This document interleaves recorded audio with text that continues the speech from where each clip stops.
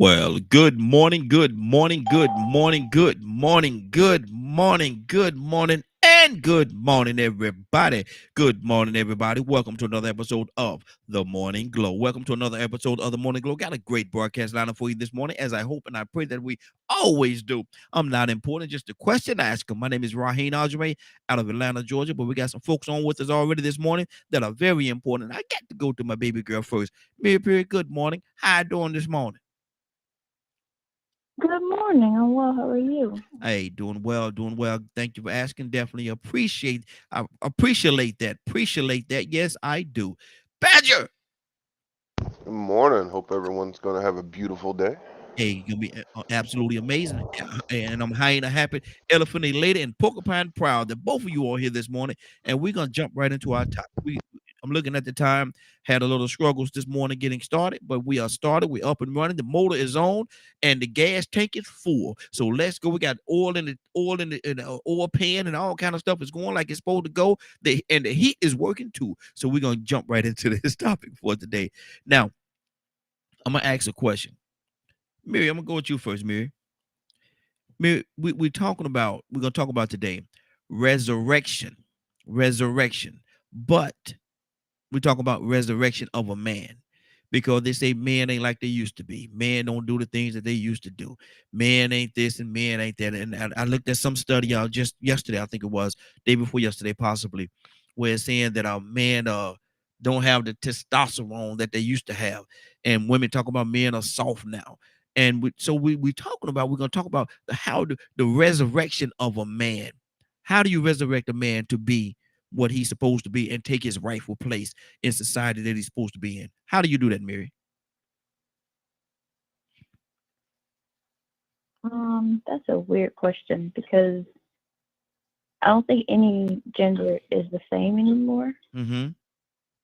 Um, So you're saying women are weaker too?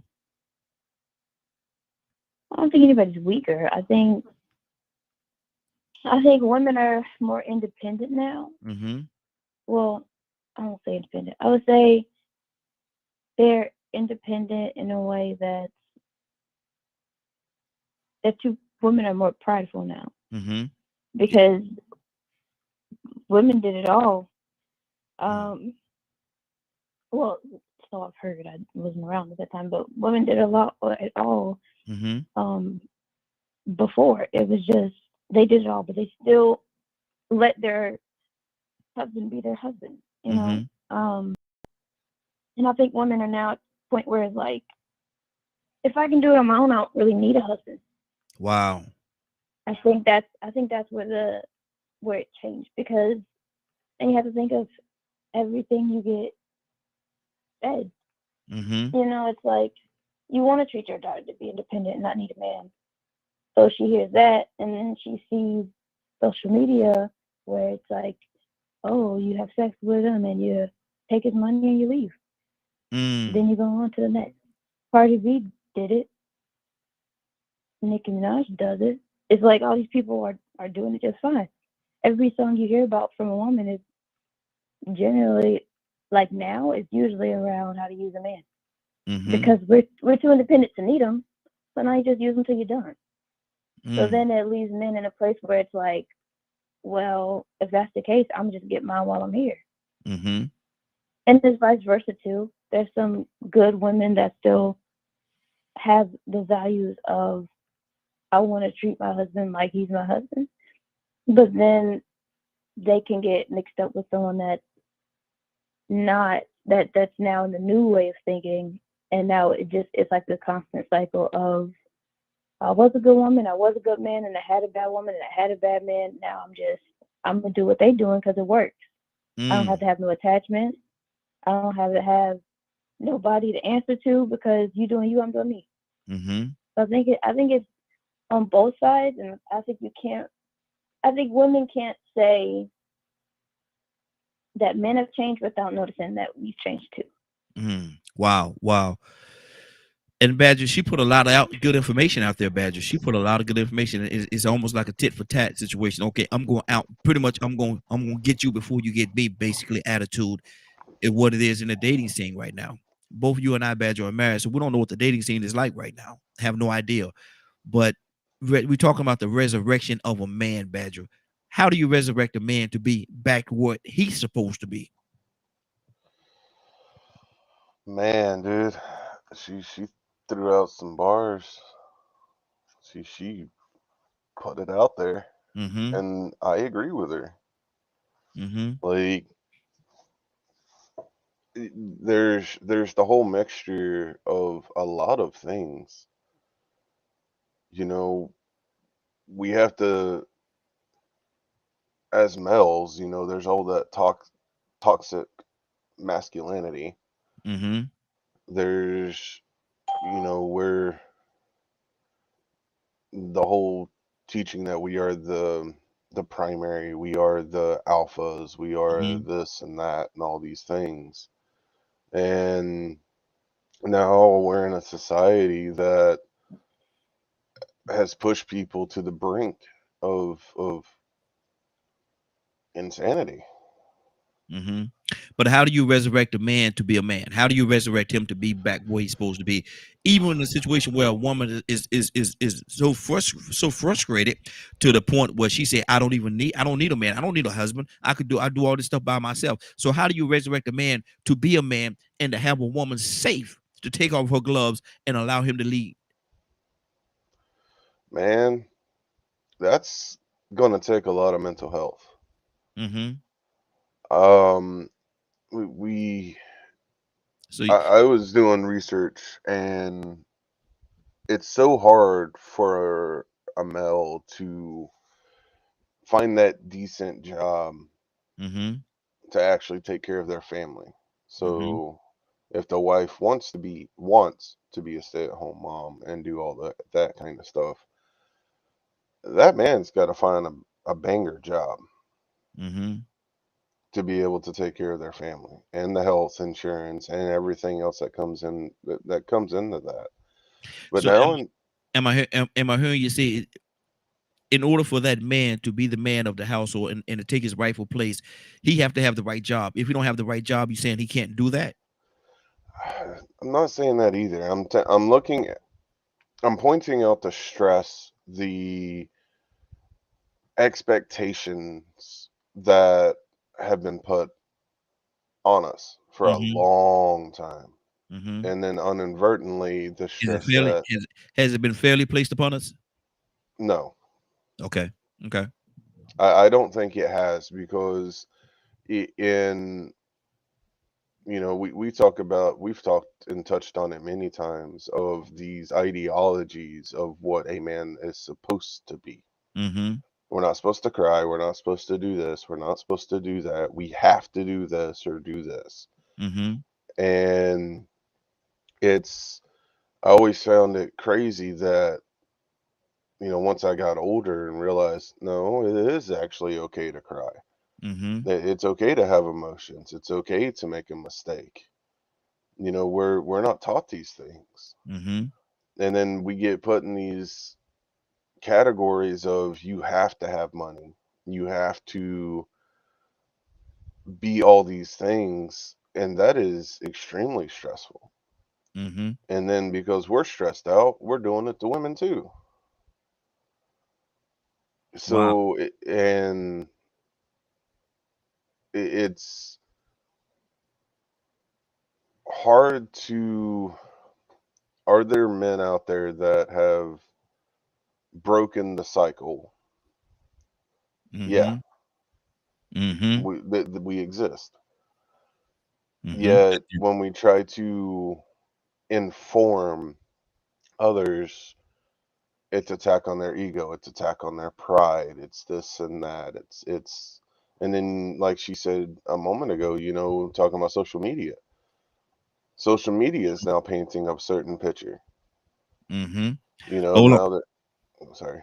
Yeah, hold on, Badger. You putting so much out there. We got a couple. I want to go to Tucson as well. Tucson, good morning, sir. How you doing this morning? I'm well. Tucson, I'm well. we're talking and good Yes, sir. good to have you, man. We're talking about a resurrection of a man. Resurrection of a man. What is it going to take for a man to get in his rightful place? Are men so far off course that it's almost is almost too impossible for them to get back in their rightful place where they're designed to be in the family and in the community? How do you resurrect? And a lot of times, like Mary said, a lot of times women, they're so frustrated, man. They feel as though I don't need a man because they've been going through this for so long.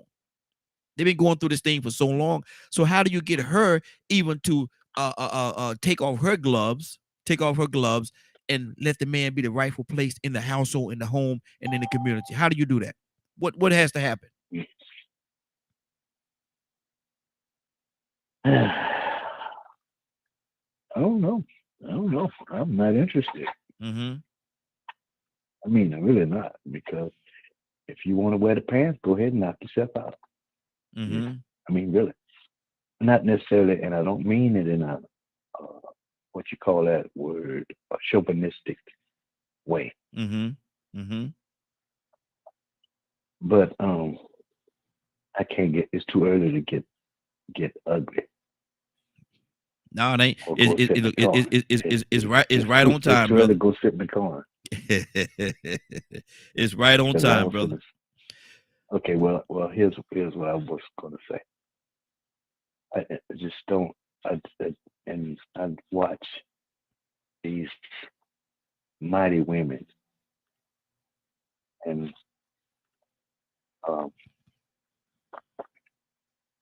I just don't want no woman that's got bigger balls than I do.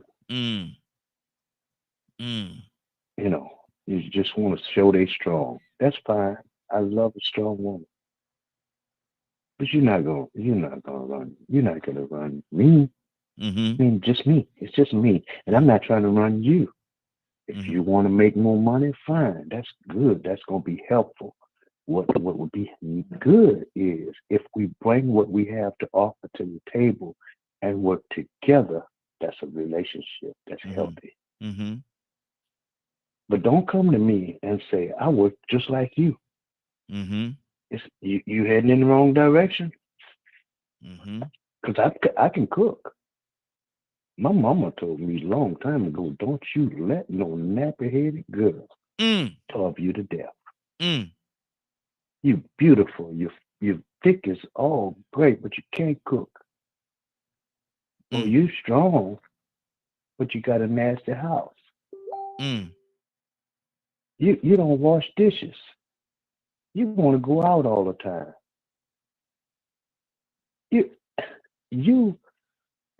I'm just confused. Your nails nice, your hair nice, you nice. You got thick eyelashes. Smelling But your good. kids can't read. Something's wrong with that strong woman, strong man too, because here you are and you don't have a job. You want to run something. And you go from job to job. It lasts 3 months and is always their fault. There's nothing wrong with the woman and the man. It's mankind have gone all in the wrong direction. And we don't know how to get back. Wow. Stay right there. Let me keep this thing going. And the phone lines are open 508-924-3521. 508-924-3521. We're talking about the resurrection of a man. And how do you resurrect a man to be the man that he's so rightfully positioned to be, the man that he was supposed to be? And women, a lot of time, and rightfully so, women has become so frustrated in certain situations that they don't want to deal with the man. They say, I don't need no man. You know, and they don't want to take them gloves off. They don't want to take them gloves. I put them gloves down and let the man be the head of the household or run it, or take his rightful place in the household. What kind of problem do we have? How do we resurrect the man to be the man that he's supposed to be? Rico, good morning, sir. Talk to me. How you doing this morning? Man, I can't complain, man. Just out here enjoying another beautiful new day, hoping I don't get rained on. Yes, sir. Yes, sir. Rico, how do we resurrect a man to be a man again? How do we do that, man? Because like I said, a lot of times, you know, the men, they say that the men testosterone has dropped so much in the last 10 or 20 years, and women are saying that men are soft now, to the point where they say they don't even need a man. And they don't need a man. So how do we get the woman to accept the man back in his rightful place, take off her gloves, and let him be the man that he's supposed to be? Or are we just in a bad situation, Rico? How do you resurrect a man? Man, I'm going to be honest with you, man. It's wild that you brought this up, man, because I just finished making a post about the chickens coming home to roost on these women. They done created some monsters. This feminist mindset that made women feel like they didn't need a man in the household. See, you know, that was a time where men were called deadbeat dads, and it was truly deserved, because I saw it with my own eyes. But then after the 90s, after Bill Clinton did what he did, I started seeing the behavior change in women, and they started using children as weapons and pawns and tools, and using the court system as weapons, and they started getting this strong black woman mindset. I don't need a man. I don't need a man. And I started hearing the court say, well, the only thing I'm worried about is you taking care of this child. I don't care about what she's doing with the money. I just need to make sure you paying the money. So somewhere they got it misperceived as all they had to do was be able to provide financially. That's all we was good for. So now, I just saw a story where that man, August Alsina, a celebrity who has no reason to be messy like a woman or like a Jezebel, has no reason to be messy like a Delilah and keep up drama, but he did. And he put that out there about sleeping with that man's wife and caused a whole big stir that has a cause and effect. And Will Smith acting out of order at the award show. It all stemmed from his entanglement, quote unquote, that him and that Jezebel had. But see, he was raised by a woman. And for him to even get into that household, befriend that man's son, then sleep with his wife, and then it just put it out there for nobody's business to know, and then come out now and say he gay. Good Lord. Now he got a boyfriend. I said way back when that happened, man, you know what? I wouldn't doubt if he was sleeping with that man's son too. But he put it out there about his wife. So, you know, I've been hearing myself, women lately, oh, the dating pool is full of muddy water. Oh, these men ain't the same way they used to be. These young boys, they need some guidance. What a real men at? Where y'all made these boys the men that y'all wanted. Because the old school men, you know, y'all couldn't have put up with them. If I was my grandmama, I'd have did this and I'd have did that. So, you know, I seen a soap opera trend started forming in these women where they started wanting to be like them powerful women that was on the soap operas, you know what I'm saying, like Erica Kane and Joan Collins. They wanted to be the Delilahs. They wanted to be the powerful controllers behind the scenes that could manipulate situations, just like they can manipulate you in bed and fake orgasms. So now these are the same women that's teaching little boys how to cope and maneuver in this world. Now, Rico, their way. If that be the case, did we as men see it coming, or we turn a blind eye to it? We didn't see it coming, but see, there was a handcuff to it. Go to jail if you miss your child support. Suspend your license if you lose your child support. You know, I mean, pay an attorney, but she ain't got to pay for an attorney to come to court to get the child support lowered or get custody. You know, there was things put in place and tools used to create this scenario. I'm gonna say to accentuate this scenario that was already created by feminism. Mm-hmm. You know, it picked up steam, and now they've created a lot of little Jezebels. Wow. And it's come back to the chickens have come back to roost. You know, they felt like, I wish I had a man that could do this. I wish I could have a man that did that. And I see a lot of women now that treat their children like they're men. They cuss them out, dog them out, talk to them like they're no good, especially if they look like they daddy. Mm-hmm. But at the same time, they are being taught to cope like a feminine woman would cope, to be opportunistic, to look for the man that got the best. So if you're not careful now, you see young men judging other men by the shoes they wear. The things that women used to look at for men to see if they were, you know, up to standard or up to par worth dating. Now you see guys judging other men by the same things and laughing at them when he walk out for wearing the same shoes for a week straight. Wow. You know, stuff like that. If they ain't wearing name brand clothes, oh man, look at him, he's still wearing that old cheap stuff. He ain't got these, you know, I mean, they really materialistic and vain. They just as vain as women are. So the roles have switched, and they created some monsters. They really have created a situation where they have to compete with men. Not even if they aren't gay, they got to compete with men that move and maneuver like women that fake it in bed. Wow. Mary, what do you say to that, man? Is it that messed up out there, Mary? With and can we resurrect him, man? Can we resurrect him, or is it just too far gone? Well, I think that it is like that, 100% like that. I have two friends actually who was dealing with a girl. They're both good men. Say it again. They were dealing.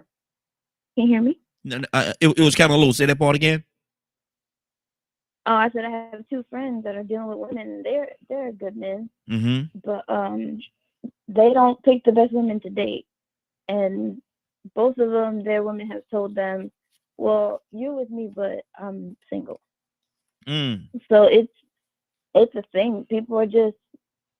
I think people are just wanting to live right now, but it gets lonely when you get older. And it gets harder when you get older and you done been, because men judge women by their past and women judge men by their future.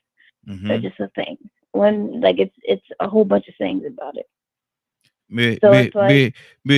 That's a very powerful statement that you just said right there. That's a very powerful statement. Say that one more time. Which one? The men judge women, have men judge women, and have women judge men. Oh, yeah, that's what someone told me. They said that men judge women by their past and women judge men by their future, and that's why a man doesn't want to use women. So like if you're dating and he asks you about your past and your past had you've been intimate with 50 men, but you're in your 30s, he might not be interested anymore. But if a man was in his 20s and he slept with more women than he was even alive, how many years he was alive, it's like, oh, he's experienced. It's a different standard.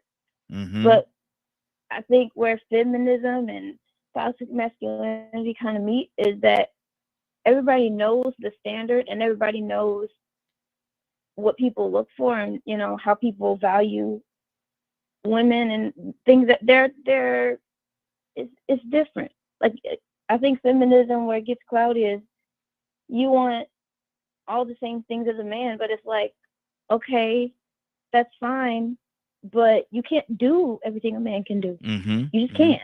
I can't do everything a man can do. Yeah. I don't want to take out the trash. I don't want to do yard work. I don't like manual labor, period. That's why I picked a job where I didn't have to do it. So I would want my husband to do that. So I'm not going to tell him we're the same. Now, I don't believe you need me or I need you, because we shouldn't need each other. We just want to be around each other. We can live without each other. But I think where it gets weird is we've adjusted to each other's toxic standards. And now we're like, oh, it's just toxic masculinity. And he's like, oh, it's just toxic femininity. But it's not. It's just we're reacting off each other. And I don't know who started it. I really don't.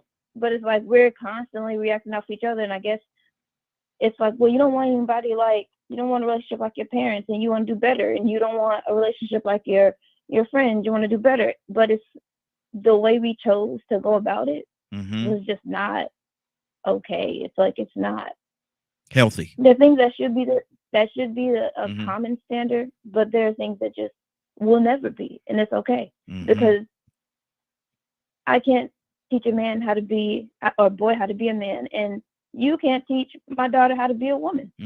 Exactly. There's things that you can do that I can't. There's things that I can do that you can't. So why should I then make this word to say, no, we the same? We're not. Exactly. Wow. Ibrahim, good morning, sir. How are you doing this morning? Well, I'm doing well. Good morning, family. Hey, good morning to you, sir. Good morning. Good to have you. Good to have you, Ibrahim. We're talking about how do we resurrect a man? How do we resurrect a man to walk and be in the rightful place and position that he was designed to be? Or have women just become so frustrated with us that she don't want us at all? She don't care whether we come around or not. Are we, what position are we in? Well, I would say I could care less. I don't need a woman. You get me? I don't, just like the brother was saying earlier, right?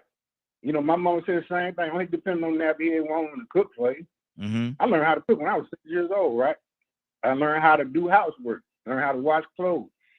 In my household, I don't want my woman putting her hands on the washing machine and washing my clothes. She can wash her, but I'm gonna wash everybody's clothes. I'm gonna wash them right. You know what I mean? Because that's the way my mama taught. But at the same time, you know, if you make more money, I mean, what does that mean? You know what I mean? There's leadership and there's bull jive, right? Because you can afford to buy this and buy that, right? You're gonna look down on me because all I can do is afford a shack. You know what I mean? I mean, I don't think we know what a man, and a woman, and the women tell what man ain't this and man ain't that. Well, hey, look in the mirror. Look in the mirror and see if you're the woman that you think your mother was or your grandmother was. Look in the mirror. You know, when you throw something like that, right? And I've been through this. You know, my ex-wife, she was a good woman, but she had too much mouth on her. She did everything everything a man could want a wife to be, except the mouth. You know, I love her that one small reason, mouth and attitude. And then she got so used to people telling her what she can do because she got a couple of bucks in her pocket. You know, didn't equal what I was doing. But however, you know, she chose that route, and I let her go that route very easily. I walked out the door, and you know, went straight to the child support people and divorce court, and straight to the child support people, and started doing what I was supposed to do. Took care of my daughter and my family, her children. But and then one thing, right? If you want men to be men, get them away from women, get them away from the TV, take them out in the bank, take them out in the woods somewhere, and let them learn what people are. That's what Moses did. You know, we keep getting hung up on the slave. They were slave in the mind. He had to take them out of the desert, let them depend on two things: for themselves, for their own survival, and the Creator. You know, that's the only thing, two things they depend on. When they watched all that way, all those trinkets and baubles, and understand the worth of people, you know, then that was it, right? We got plenty of women can run the country, man. I was looking. I don't know if y'all seen the Pink and Green 100-year anniversary they had, right? You know, and I'm amazed at all what they did. You know, and as a unit of women, they done spectacular things. They also had kids and they were wives and whatever too. But we don't tell that part. All we tell is we see some woman running around and they ain't got nothing in life, and she's gonna die alone with nobody, no kid, no grandkid, nobody. She's gonna die alone and be alone and be celebrating and plaque up on the memorial, right? But let me ask you this question. I love the points that you're making. The points that you're making, you know, are good points from where you're standing from. But my thing is, I think we're trying to resurrect. We're trying to get the man in a position and to separate the man from a woman. That's not going to accomplish what we're trying to do or the conversation we're trying to have today. We're trying to bring them back together. So how can we bring them back together where it makes sense, where they can coexist? Separate. Take the boys and men out there and let them learn how to be a man. You know. I would say drop the generation before these guys, right? You know, because they were cuddled. They don't, guys came after me. They don't know what manhood is. They don't have to do anything a man had. We had to do just to survive. Not even talking about going forward, just to survive. The women don't know these things. They don't know what it took to survive, just to live from day to day. You know what I mean? That's what we were given. But brother, we say that, and I'm not combating what you're saying. I'm just trying to, I'm the question asker, brother. That's what I do. I ask the question. But listen, Well, just one thing, right? You know, brother made a comment about men's hygiene. You know, about guys don't even know about their own hygiene. You see these guys, man, they going around, they look horrible. They look dirty with the faded tattoos and the piercings and the bruised lips and the God knows what else they got, right? They look at them as being men of some type of respect. I look at the men with the clean haircuts. You know, the man care enough about himself. I look at the man with all the baubles and everything. The man with a clean haircut, straight got, just a regular dude. They don't know if he gay or not because he's still a man. You know, we forget all of that. You know, I mean, we forget what a man is because we got all these different things. People try to we look in the Bible and pick and choose what we want to pick and choose. Wow. A man supposed to do, supposed to do that, right? And then you go out and you take care of guys about taking care of himself, his hygiene, his health, and you take him out and let him be men, then let him come back to society. It'd be a whole new standard. Okay. You know, I understood what brother Elijah Muhammad did when he got them brothers together, got them brothers out of prison. You know, I mean, I understood what he made them disciplined and straight, right? And you see them brothers walking down the street or do anything they do. I don't care if they was out of corner selling newspaper bean pie. You say that's a mate. You point to him. Okay. And it's like hold right there, brother. Hold right there. Ibrahim, hold right there, brother. Don't go nowhere. Hold right there. I got to pull some more people into the conversation. But my thing is this right here. And where I'm going with where I'm going, or it's gonna go where I want to go. You know, sometimes the vehicle got to steer itself. But my thing is, how do we resurrect him? How do we get him in a position where the woman could be proud enough, or have enough, have enough? What's the word I'm looking for?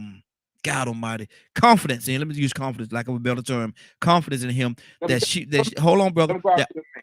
That she would take off them gloves, and put them gloves away, and allow him to lead the household and allow him to lead the family and be in that rightful position. Hold on, Ibrahim. I gotta go to somebody else, brother. Ibrahim, hold on, brother. I gotta go. Let me pull some more people into the conversation. Don't go to where I'm coming back to you, but hold on for a second. Let me go to Badger. Badger, what's on your heart? I think I just missed what the comment was. What was the comment that was just made? By who? By Ibrahim? Yeah. I don't know who was actually talking at the same time. I didn't hear it either. But let's get back on course what we're talking about. How do you resurrect a man? This is going to turn into one of those. It's going to depend on on the individual's perception, or at least in my opinion. Because there is so much involved with what a man is supposed to be. Because that's now because you got to look at do most men know what he's supposed to be? Well, that's a perception too, because some men think they are doing exactly what they're supposed to do. And to me, that's going to boil down to belief, perception, and the teachings that they have adopted that was put onto them. And it's an unfortunate, or at least I'm saying it's an unfortunate side effect of what do you do? You know, how if you've run into an issue of stubbornness and things of that nature, because a man is a man. And learning how to live with oneself. Let me ask you this, because I've heard people say that before, but is a man a man or is a male a male? Because a male is a male, but because you're a male don't mean you're a man. I mean, are we getting into biology? Are we getting into perception or belief? We're talking about responsibility. We're basically talking about responsibility. So if a person that's calling themselves a man, should they have the same responsibilities as a man should have? Are they actually being a man, or are they a male? You know, there's a difference between being a male and being a man. Everybody that's born with certain body parts are considered males, but are you a man? That is a very open-ended question. I actually would like to hear what other people would think before I say what I think you were getting at. Okay, hold on for a second. Tucson, answer that for me. Oh, the bell's ringing. Huh? Yeah, go ahead and get it. Well, look, I don't mind opening the door. Stay out of my yard. I don't want a yard. You ain't got no business changing the oil. Don't put gas in your car. That's my job. It's stupid for me to be sitting in the car and you pumping gas. That don't make no sense to me. Yeah. I don't mind washing dishes. I can cook. That don't take away from my manhood. But I shouldn't be at the hairdresser just as much as you. There's nothing wrong with me getting a pedicure. And don't take away from my manhood. But I shouldn't be cute as you. I'm just saying. Who wants a man? I don't know. Maybe you do. That you got to share your man with a man. Wow. I'll stop right there. So basically, a male is a male, but all males are males, but are all males men? Well, I mean, hey, I don't mind you making more money than me, but I should have a job. I should utilize what I have, regardless to what you have, to make sure that we got a roof over our head. I don't care what you do with your money. That's why you go to work. But shouldn't you want to help some kind of way? And if you don't, I'm still going to figure out a way. I should have it in me to figure out a way that regardless to whether you give me a dime, we should have what we need. Wow. Wow. Rico, answer that question for me. What's really the question? I'm trying to get what we hear. Because a lot of times they say that all males, if a person is born with certain body parts, they're male, but are all males men? Because men, to be a man, you got to live up to certain responsibilities and carry yourself in a certain way, conduct and carry yourself in a certain way. All males are males, but are all male men? Well, even though we don't have this one, probably we don't discuss this about 1,000 times before.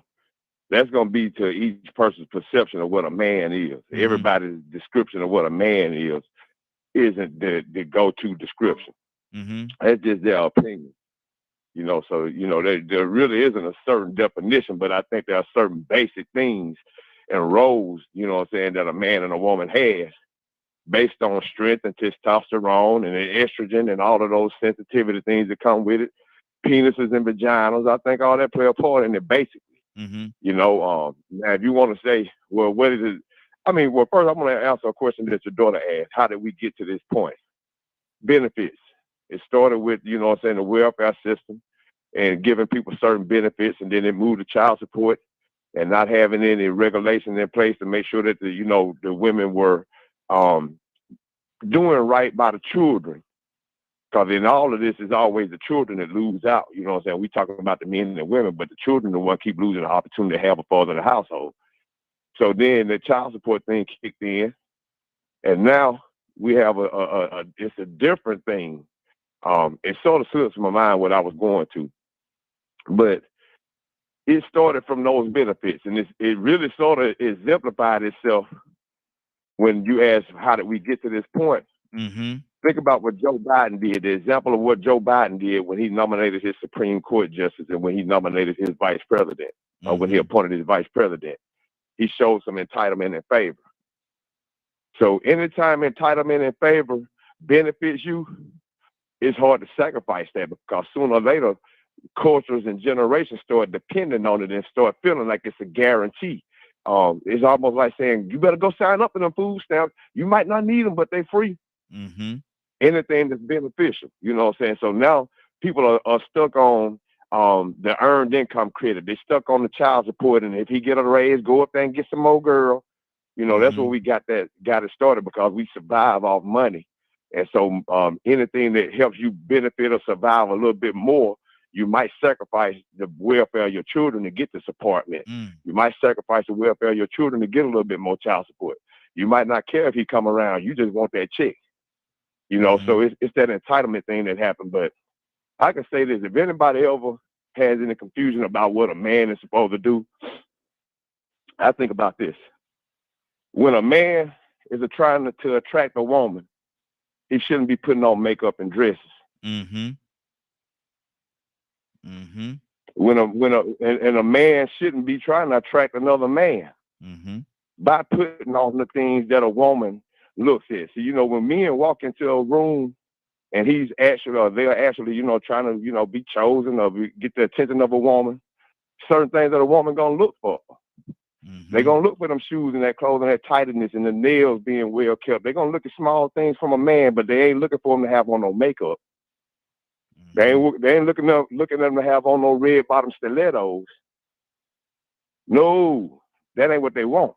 But right about now, a vain, glamorous man is well rewarded. A dope dealer is rewarded. A rapper that's talking bad is rewarded. You know what I mean? You see the people that's being rewarded with platforms and money and all types of access and benefits to the finer things in life that, like your daughter said, women look for the future. So in the future, you're looking for what's going to benefit you for your best interest in the future. And some of these men look like they might be acceptable or qualified because the future look bright for them. You see what kind of money they make. So we reward these men as dysfunctional. Not we, the industry. Yeah. The industry rewards all type of dysfunction. They reward bad mothers.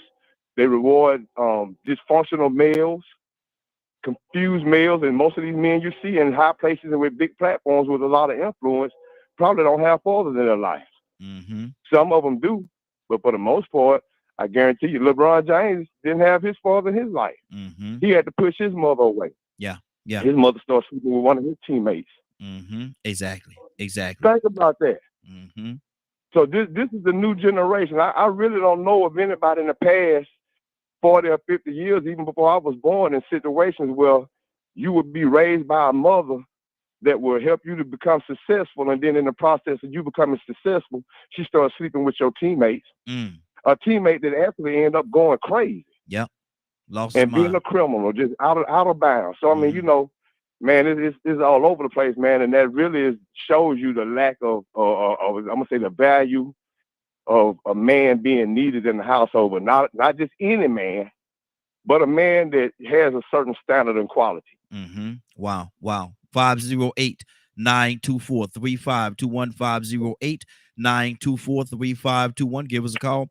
We're talking about this morning the resurrection of a man. The resurrection of a man. Get back in your rightful position. Get back in the position that you're supposed to be. Get back, be the man that you're designed to be. Is it really that easy? Is it really that easy? Is this conversation more complicated than what we think it is? Let me go to Ibrahim. Ibrahim, what's on your heart, brother? Yeah, you know, I guess I was running around a little bit on my last conversation, but I definitely mean what I said. I mean, you know, I don't see representation of a lot of men in today's society, and I guess as Rico and people saying that's by design. You know what I mean? That's by design. I know what my duty as a man is, but you tell a woman that you know, just like brother said, provide a roof over your head. Well, the Bible, Quran, everybody speaks about that, but what roof are we talking about? I ain't gonna give you no Taj Mahal, and we'd be lucky that we go out there in the woods somewhere and get a container and turn it to a nice 2-3 bedroom home and build on it as we go. You know, then maybe we might reach that down there where we can get ourselves wealthy. Have a field, have a bunch of children, different hands to do different work on the field or whatever. You know what I mean? That's why I say that you have to take people away from the society. That's why I alluded to Moses. That's what he had to do. To come up with men and women fit to build and bring up a nation, a righteous nation. He had to get them away from debauchery. He had to get them away from the symbols of ascent. You know, where the angels are because they look like angels because they're wealthy, the way they carry themselves, the way they dress, the food that they eat, and the debauchery they involve themselves in, and the ability to command anybody to do anything they want to do. You know, that's the world we're living in now. And we look at this, you know, I don't know how a woman looks as a man. You know, first you have to be a woman. You know what I mean? You know, women look for, like you said, when men walking the place, women look for other women too. You look going, you know, I see some of these women, you know, just being out Uber, being around the city a lot. I see these women, man, and some fine, outstanding women, good job. And they be picking some of the runches and rowdy looking guys. They wonder why ain't no man. Men ain't this, men ain't that. You know, that's what you looking for. Though you got what you were looking for. You know, you start thinking about house, young baby. And now, and it's another thing I was thinking about. I was listening to a program, and they was talking about these these guys that got a lot of children by these different women, right? And the first thing women jump out and say, "Oh, look at this." You know what? But some of the women were just glad that they wanted to have children by men that they thought that they wanted to have a man by. His physical characteristics, intelligence, you know, blah blah blah. That's what women used to have. That's what women, I know. We were taught to look at a man for that. You know what I mean? And women don't, you know, men don't chase women. If you got to chase a woman, you done lost the battle. A woman will pick and choose the man she wants. You know what I mean? And all you got to do is set the standard, you know, set the playing field where men be men. And, you know, and yeah, I know what men are. It's not an opinion. I've seen it. I've seen when it worked. And I see it now how it's feeling.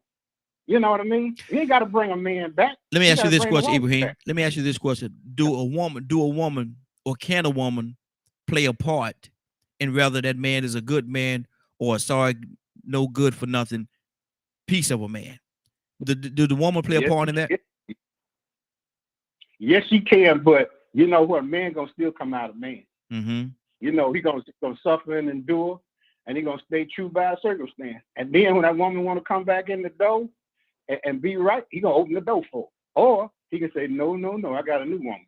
You know what I mean? You know, so no, yes and no. Yes, that's what happened today. A woman can change you for a minute. You can be vicious. You can be looking for things that you really don't want or need. But you know, you gotta solve your manliness so that you can attract somebody. You know, and all that, right? But getting back to it though, now you know, if we want men to be men, so we can all say that this is a man, right? Then we have to let go of all this debauchery and these baubles and everything, and get out there and be men. Get them like to feel out what real work looks like. You know, Martin Luther King had to go to a family farm down in Stockbridge, you know, because they want to know what work he did. He had to go down there and do work. Yeah. You know, he had to shovel coal. He had to shovel coal in the basement with his kids. We call that child slavery, you know, whatever now. You know what I mean? Hell, we worked in fields, you know, and we thought it was fun. We thought it was a joke. You know what I mean? We run and have fun. We do what we do. In fact, you know, that's our own farm, not sharecropping, nothing like that. But we did what we had to do. We brought what we had to bring, and we tried, and everybody celebrated when the harvest come in. Everybody was doing good. Paganism, what we call it today. Everybody celebrated the harvest. You know what I mean? Because look what we done. Look what the family has done. Look what we brought to the fold. Absolutely. The man can look back at his family still, and you know, and praise God. And the woman can look at my husband, look at my children, praise God, right? But now, you know, I gotta have these shoes, or I gotta look a certain way. How come I can't do this and that? You know what I mean? Well, you know, this is where we are right now. Wow. You know what I mean? And the future is ahead. If you see the future in babbles and things, you ain't looking at no future. You look at catastrophe. You're looking for your own angst because you can't have these things chasing the Jones. Good deal. You know Stay right there, brother.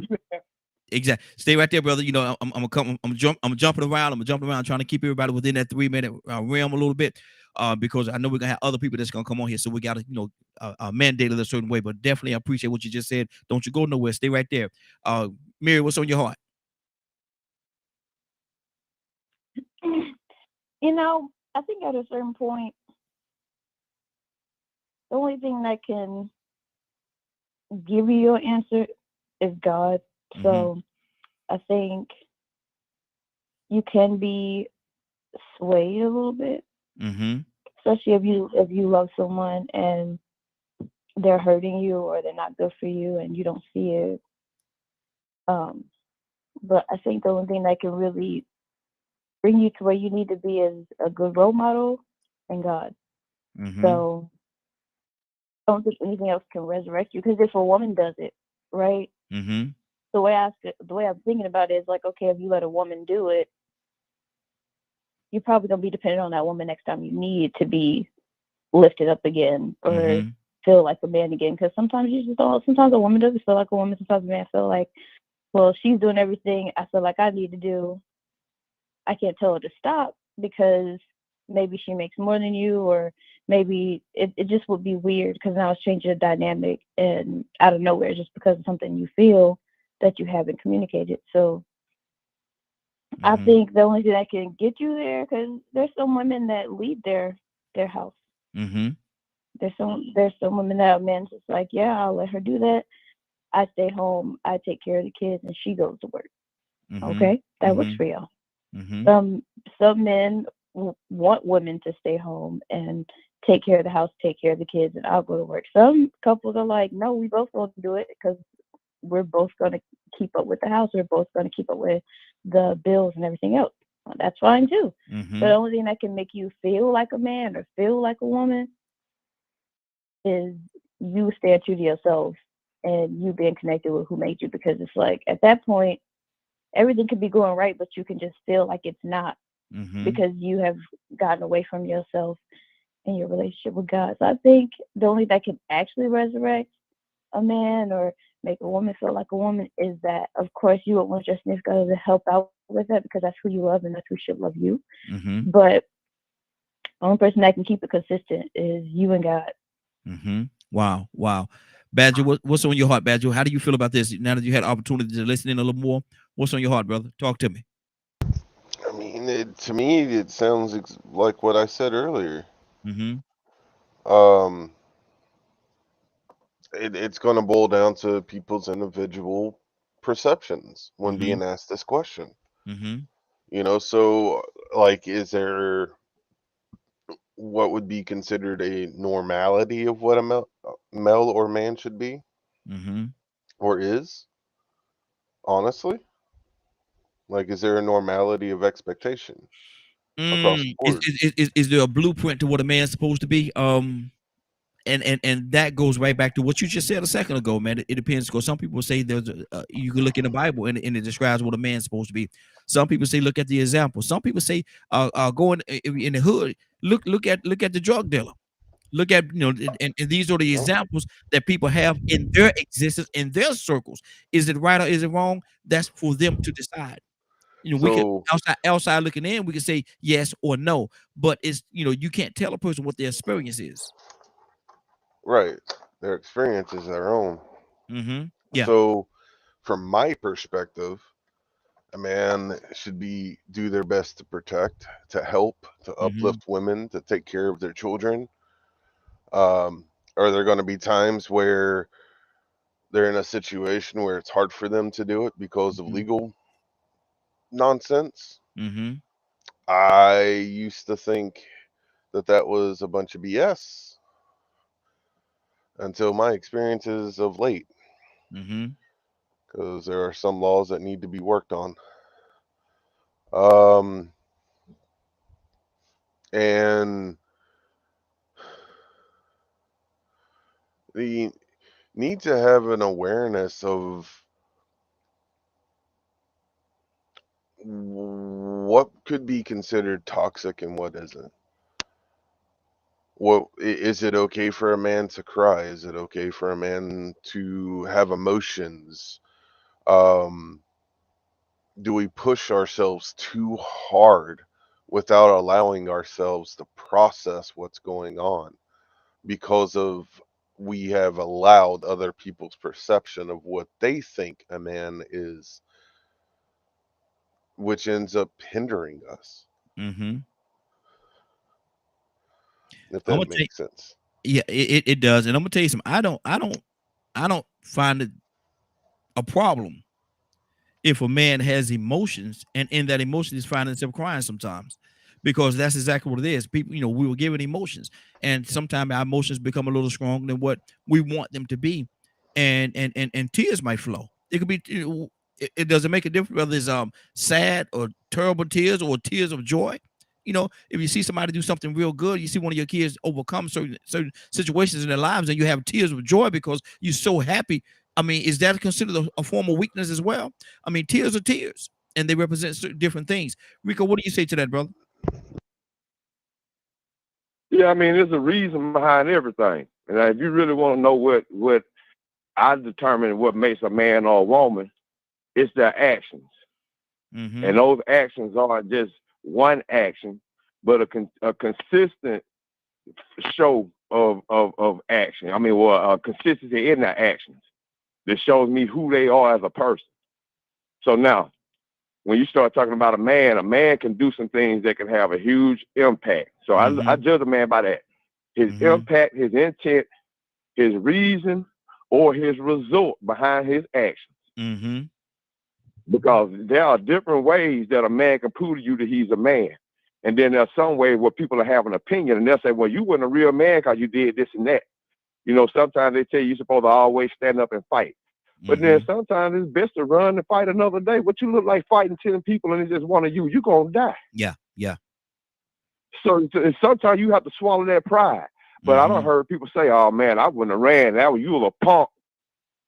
When no man ran. You took your tail like a yellow dog. You ran. No man run, okay? So a man's supposed to be stupid and just sit there and say, well, I'm a man, I'm tough. Y'all beat the hell out of me. 10 of y'all on one. I got y'all. I know I'm going to lose, but at least I'm a man. And see, that's that. I'm going to be honest with you. I done heard women put that in these boys. That's why you see them carrying on the way they carry on. They act like they just ain't got no type of logic in it. There's a way that a man had to think so he can still be around and provide and protect his family and always come out on top, especially in this world where it's dog eat dog. So, I mean, you know, one man might come in and say, well, those men that stood around and watched George Floyd die, they wasn't no men. Then somebody else probably came around and said, well, you know what? Those took some real men to stand there and watch that and record it because had they not done that, they wouldn't have went to prison. It's all up to the person, how they feel about how they would have did. And see, everybody has their own rule of how they move and their own principles. So now if you're a crying man, what you crying for? Yeah. Because there are some things that I can understand as a man you will be crying for. But some things a man might cry for, you're going to be like, wait a minute. You got on some panties? What's wrong with you? You wearing a bra for it? You got a mangina? What's going on? Yeah. So, I mean, you know, there's a reason. Hold on, brother. Things have to be Hold on, brother. There's a logic behind things. Ibrahim. Brother, come on, man. That's very rude. There has to be a logic behind things, man. There has to be an order behind things. There has to be a respect. A man does things in a respectful way. You know, they carry themselves a certain way. They don't do things that a child or a woman would do. So, you know, it's about, you know, we have this thing called honor, dignity, and integrity that we expect out of men. That sometimes women might not know what that is. But we got to be consistent. Yeah. And we got to be good examples if we're going to preach it. Because there is an order and respect to things. Absolutely. And what you said about that woman, that was so powerful, man, because a lot of times, you know, she stand up there, man. My son is a man, you know, I know 5 people would fight him, but he didn't run. He stood there and he fought. You know, and look at him. He okay. Then the next couple of days, that very same person could be somewhere crying, oh, they didn't have to kill my son. They didn't have to kill him. Well, maybe if you'd have took up and you better fight back. Yeah, exactly. You better fight back. You better not run. Yeah. And so, you know, like I say again, though, sometimes, you know, you run away or you can fight another day. Ain't that what they say? Sometimes you got to know when to find that find that trail, brother, and cut that trail. Get up out of there. Well, so you got to know when to hold them and know when to fold them. Exactly. Sometimes the going get tough, the tough get going. I'm tough, but this time I got to get going. Got to get going. Exactly. No wind for them, no wind wash away, no wind goes. See, there go Ibrahim. Look at there go Ibrahim. See, Ibrahim just jump in when he want to jump in. See, I don't know. Look, I don't know what's wrong with my brother, man. I don't know why Ibrahim do that. We done had a conversation many times. Ibrahim, go ahead, brother. You want to sing? Now you want to sing? Go ahead, brother. Well, I heard a crying man and his half a man with no sense of pride. But if I got to cry to keep you, I don't mind weeping to keep you by my side. I ain't too proud to beg, sweet darling. If we don't leave me, girl, don't you go. Ain't too proud to please. Okay. We don't had our serenade for today, brother. Now go ahead, let's get back to the topic. Cause you're gonna sing the whole song, brother. We can't let you sing the whole song. We let you do a little piece of it. Now, talk to me about this, man. Is it okay? Is it okay for a man to run? Yeah, it is. It is. It's, you know. How you ever cut a trail? How you ever cut a trail before, Ibrahim? Oh, have mercy, man. I got overwhelmed, outbeat, and I ran.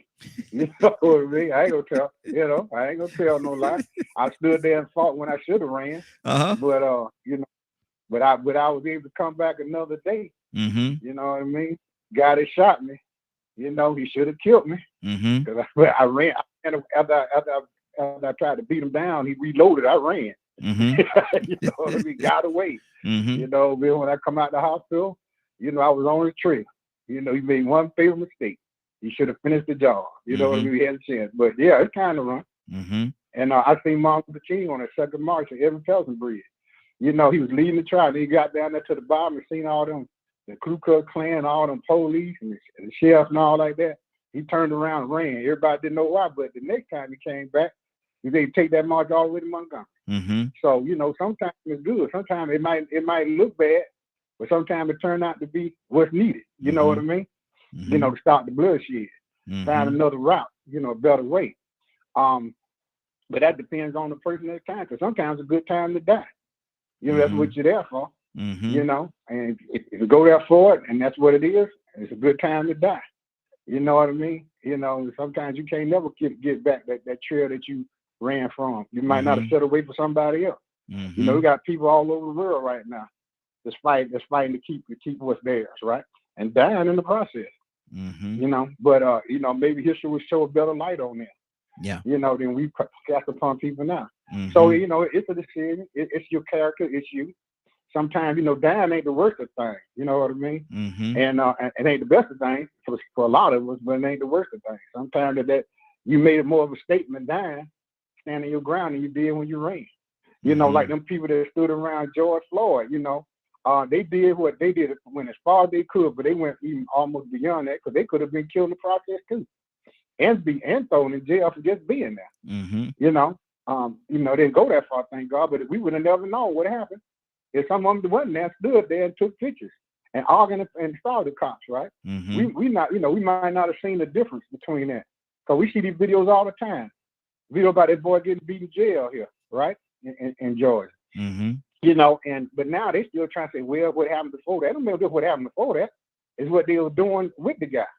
But this video got sound, this video don't. It don't make no difference. We've seen the guy beating the guy more than being subdued. Yeah. There's a difference between subduing, but see, that's what I'm saying. Is sometimes you gotta stand your ground. Sometimes you don't. I mean, I have problems. I'll stop. My wife be driving. Come on, let's go. And we go. Sometimes I might listen to it. Say, well. Then sometimes I might go and say, well, you going about your business then. This is where I'm at. This is where I came here for. This is what I'm here for right now, to see this through, to stop this, So, hey, being a man or a woman is hard. Yeah. But it's rewarding and fruitful.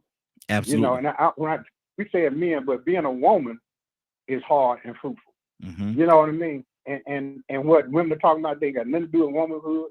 Or I would even want somebody. Ibrahim, you're changing the topic on this, brother. Hold right there. Stay right there. Don't you go nowhere. 508-924-3521. 508-924-3521. Badger, talk to me, brother. What's on your heart? Mary, coming to you next. It's being a man is not easy anymore, in my opinion. There's we have to start digging into how to be a man in a healthy way. Blaming others, and things of that nature isn't healthy. Are there situations that are going to happen that's outside of our capability or outside of what we would deem as control? Absolutely. Yet to me, it's how we react or in that situation, our actions is a display of who we are as an individual. And to be honest, I'm not surprised where a lot of things are right now. Why is that? We're coming from a very toxic and twisted past. And a lot of people are trying to figure out what is love, what is having a good mental, what is having a good job, what is having, like, everything is being questioned nowadays. You know, it's, you know, we're going from an era of males had to be this specific type of person or had a ideology pushed onto them to the extent that if you didn't do as the people around you expected, you'd be outcasted and all kinds of stuff. So but nowadays it's the younger, or at least a lot of people I've met that's around my age are in the mindset of we are who we are. We're individuals. We can sit there and come together and have discussions, but it doesn't matter if, you know, it's okay to cry. It's okay to have emotions. It's okay to be yourself. And I still think that's a hard concept for general society. There's these expectations, and as long as people keep putting these expectations on one another, not a lot's going to change. And we need to break a good bit of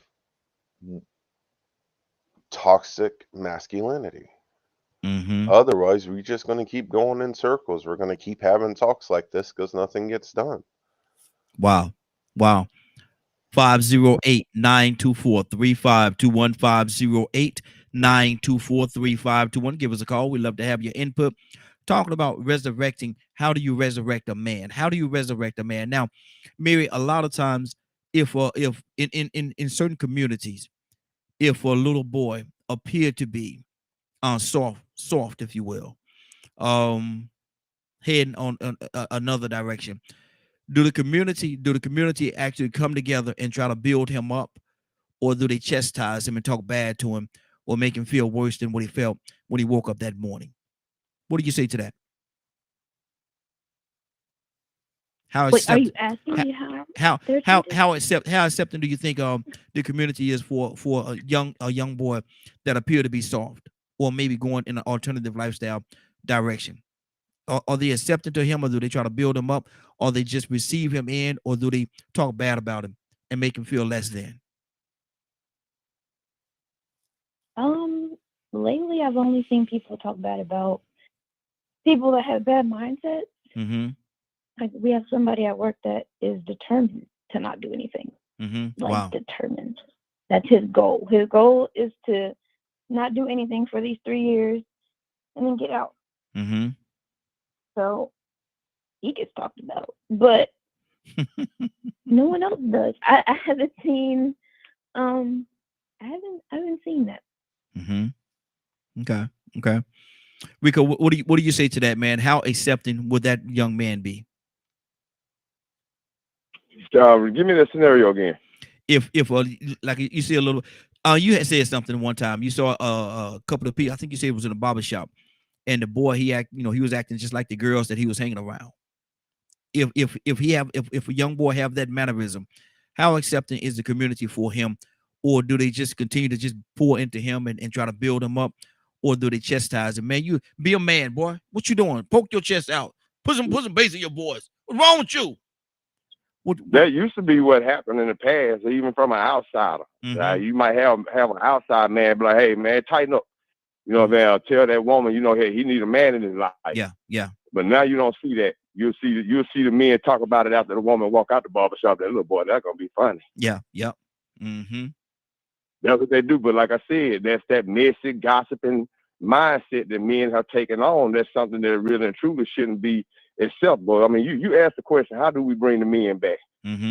First off, we put a positive example around them on a consistent basis and know what a positive example is. It ain't just somebody that make money, because anybody can make money and still be terrible. But that person has to be somebody that stands for community, honor, and integrity, family. And once you build that and make that a value system for them, then they can continue that thought process. That way, when they get around people that's trying to pressure them into having sex, they can see from a positive example that your advice might work out best, because they see what you're doing and where you're coming from. But it depends on their value system. See, if you don't do anything for your children, and then they go into school and they got children around them, they got everything, then sooner or later they're going to feel like whoever that child is might know a little bit more. They're going to take their word for them, because they're getting something from their parents, material things, attention, and information probably that the child that doesn't just get neglected doesn't have. So that makes them a follower, because these people have the things that they don't have. So you create that child that doesn't get caught up in materialism. You teach them a standard that isn't based on demand-made desires or material success, but the honor and integrity system. And once you get them to that point and you teach them to stand on their standards and show them examples of the most powerful or the greatest people that stood on those standards, that really stood for something, then when they encounter those situations where they are the outsider looking in, or maybe they're in an environment where they the oddball, they the square trying to fit into a circle. They won't try to form themselves into that circle, but they'll just do what they need to do to get out of that situation and know not to get back in that circle again. But sometimes people will conform because they don't have the right tools in place to know how to adapt and adjust to different situations or scenarios, or they don't understand what it takes to stand up for what you believe in and the reason behind it. So, you know, if you want to bring the man back, the man has a set of standards that, even though being a dope dealer might be acceptable, even though a man that's a thug or has swag or a roughneck might be qualified for a woman that's attractive now, and the one that carries himself in a very nice, casual manner is looked at as a lame, continue to be that lame. Continue to look like the man that work on Wall Street. You ain't got to look like the rapper. You ain't got to look like the drug dealer. You ain't got to drive the old school car with the big rims. Drive the car that the guy on Wall Street drive. Look a little lame. Look a little square. You know, create a new cool and make a new cool and a new trend, you know, based off of excellence and honor. So, yeah, we could bring the standard back, or we could bring the real man back, but there has to be some sacrifices made for the material things that both men and women want. Because I'm gonna tell you something: a lot of men conform to what women like. And if women like men with long hair and braids and dreads, then what you're gonna see is a whole lot of men walking around with dreads looking alike. Exactly. And that could definitely be a problem, because you know you conforming to what somebody else like, but you're not being yourself. What about the man that you're created to be? They do the same thing with us. They do the same thing with us. You know, they claim that's the reason why they do the BBL. They really think that's what we like. Really and truly, that it may be our standard, but not to the extreme as that they're doing it now. The makeup might be our standard to look presentable and dress yourself up, but not to the point where you look like you got a whole mask on and now we don't know who you really are. You look like somebody totally different. But once again, you set a standard and let it be made off of honor and integrity instead of superficial and materialistic reasons. Exactly. That's good. Shanavia, good morning, young lady. How you doing this morning? I'm okay. How y'all doing this morning? They get you every time, don't it? I swear, I'm like looking for my mama to pop out around the corner, like every time you say my name. we're asking a question this morning, and I definitely need to hear your heart on it. We're talking about how do we resurrect a man to actually being a man and taking his rightful place in society, in the family, and in the community. How do we do that? Or have women just given up on them, thinking that, men, they ain't gonna do right. We don't even need a man anyway. So we're just gonna go ahead on and do what we do and let it be what it be. What do you say? How do we resurrect a man? That's a good question. That's a loaded question that comes with a lot of layers to it. And as much as we would like to have a definite answer to answer the question, it's not. I mean, I feel like it's just like there is no cookie cutter way to me, and that's just me. I mean, I'm not a man. I just know what I have learned to look for in a man and in a mate. But I don't know. Was that Rico that was talking whenever I came on? Yes. Okay, so I caught the end of what he said, and I'm just going to ditto on that, because I think that when it comes to how to resurrect a man, I mean, like, that's going to depend on what that individual thinks that a man looks like and how that has been modeled to them. I mean, is a man may be somebody to one individual that's just like shoot 'em up, bang, bang, like no matter what, I'm 10 toes down, I'll fight the devil himself if it means taking my life. And whereas somebody else may be like, I want a man is someone that provides, that's intelligent. But even with that, like, what is a provider? Like, I don't know. That one kind of stumped me, because it's not just, you can't just give one answer without giving other answers to that answer. Yeah, exactly. Now, let me ask you this question. Do you think, Navy, do you think most men, we're not going to say all, because we're certainly not going to paint with such a wide brush, but do you think a lot of men want to be resurrected, or are they comfortable with where they are? I think they do. I just don't think that they know how, or an environment hasn't been created to where they feel comfortable enough to ask for that help. Because, I mean, going back to what we talked about Saturday on Self-Care Saturday, most men are taught, don't cry, don't do this, don't do that, you don't show emotions. And then whenever they come out, like whenever they do things that are aggressive and that are mean and that are not that of a upright man, then it's just like, well, what are they supposed to do? The only emotion that was acceptable and taught to them was anger. But what's under that anger? So I think that some men do, but just don't know, one, how to ask for it, two, how to accept it, and three, an environment hasn't been created for them to feel comfortable enough to ask for it and accept it. Wow, that's good. That's good. And there's so many different layers on this thing here. Let me go to Captain. Captain, good morning, sir. How are you doing this morning? I'm doing fine. Thank you for asking. Yes, sir.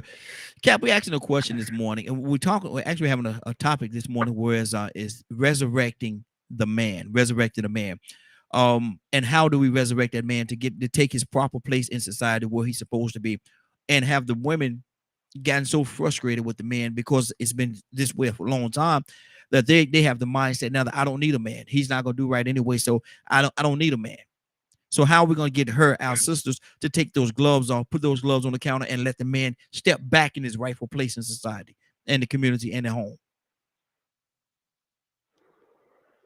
What man are you talking about? What man are we talking about resurrecting? I don't see us have to resurrect the white man. I see him being a man. Why, when we get caught by the police, we call him the man. Here comes the man. Here comes the man. So who are you talking about? The black man? Well, let's take it there. Absolutely. All right. Well, that's because I don't think, like I said, I think that there's no way to resurrect the black man is to resurrect him mentally. He first must know who he is. You cannot look for the black man to rise up to be a man when he's living in a society that is white male dominant. If we were a pack of wolves, the white man would be the alpha. and he would make sure that all of the other wolves know he's the alpha. It's a shame, not all of us now, not all of us.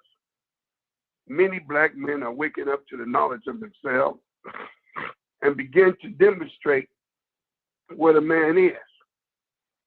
First and foremost, we must be very, very clear, Raheem, the definition of a man. Mm-hmm.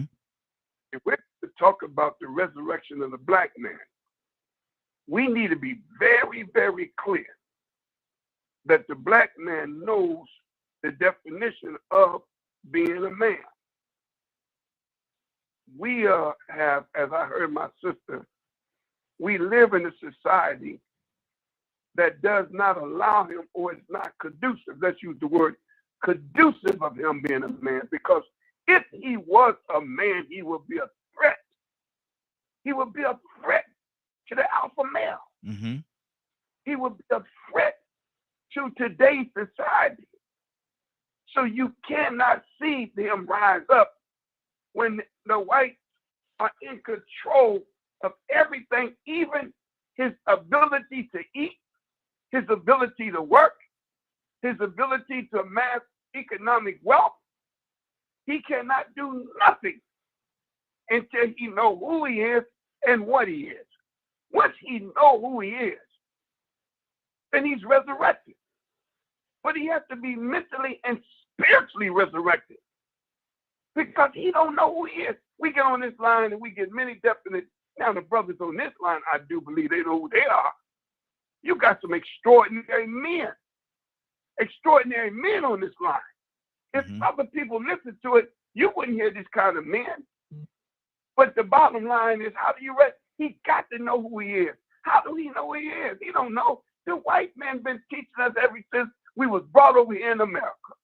Everything of his institutions, even his seminary schools, he has taught blacks how to preach the word of God. And then if you don't preach the word of God, I'm not giving you a license to preach. Everything has been tainted and slanted in his understanding.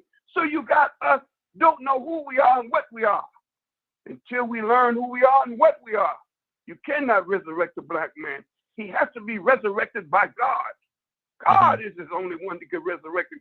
That's why the scripture talks the resurrection, where the resurrection is God. Until we know who we are and what we are, we can't be resurrected, because we never know who we are as long as we're dominated, as my mother Pete would always talk about, dominated by this daggone society. That's what's that's my 2 cents, brother. Okay. I'll button it up right now. Now let me ask you this question before we're gonna move on, and give me a quick answer on this part here. What do you say to the individuals that say that I can't go with that? And the reason why I can't go with that, because if we keep him down, is only hindering the community. And if we want to lift the community up, we got to lift him up, so that every part of every element of the community is running like a fine oil machine. What would you say to an individual that says that to you? We got to lift who up? Who is he talking about? Talking about the black man. We got to lift him up, and we don't want to hold him down. We don't want to hold him down, because holding him down would hurt the whole community, and so it will put that community in a bad situation. And it would, like a friend of mine said, if you're gonna ride on the cart and the horse pulling the cart, don't drag your feet, because you're making it harder for the horse. What would you say to that? Is making it harder for the horse to pull the load if we keep him down? Well, the community is down because of the black man. How you say that? I mean, we down because of him. The community is down. The black woman is not a happy woman. She's not happy. She don't have a man. The picking of men are slim. Look at our black women not having a man, not having a provider, not having a maintainer, not having a protector, not having one man who's able to fulfill his duty and make her feel safe in a world that's unsafe. She don't have a man that would stick with her when she have a child and help raise that child until mature. She don't have a man. So if she said, we said, and she's the mother of civilization. If the woman is not happy, then we don't have a happy community, because from the community of happiness come out of the womb of a black woman.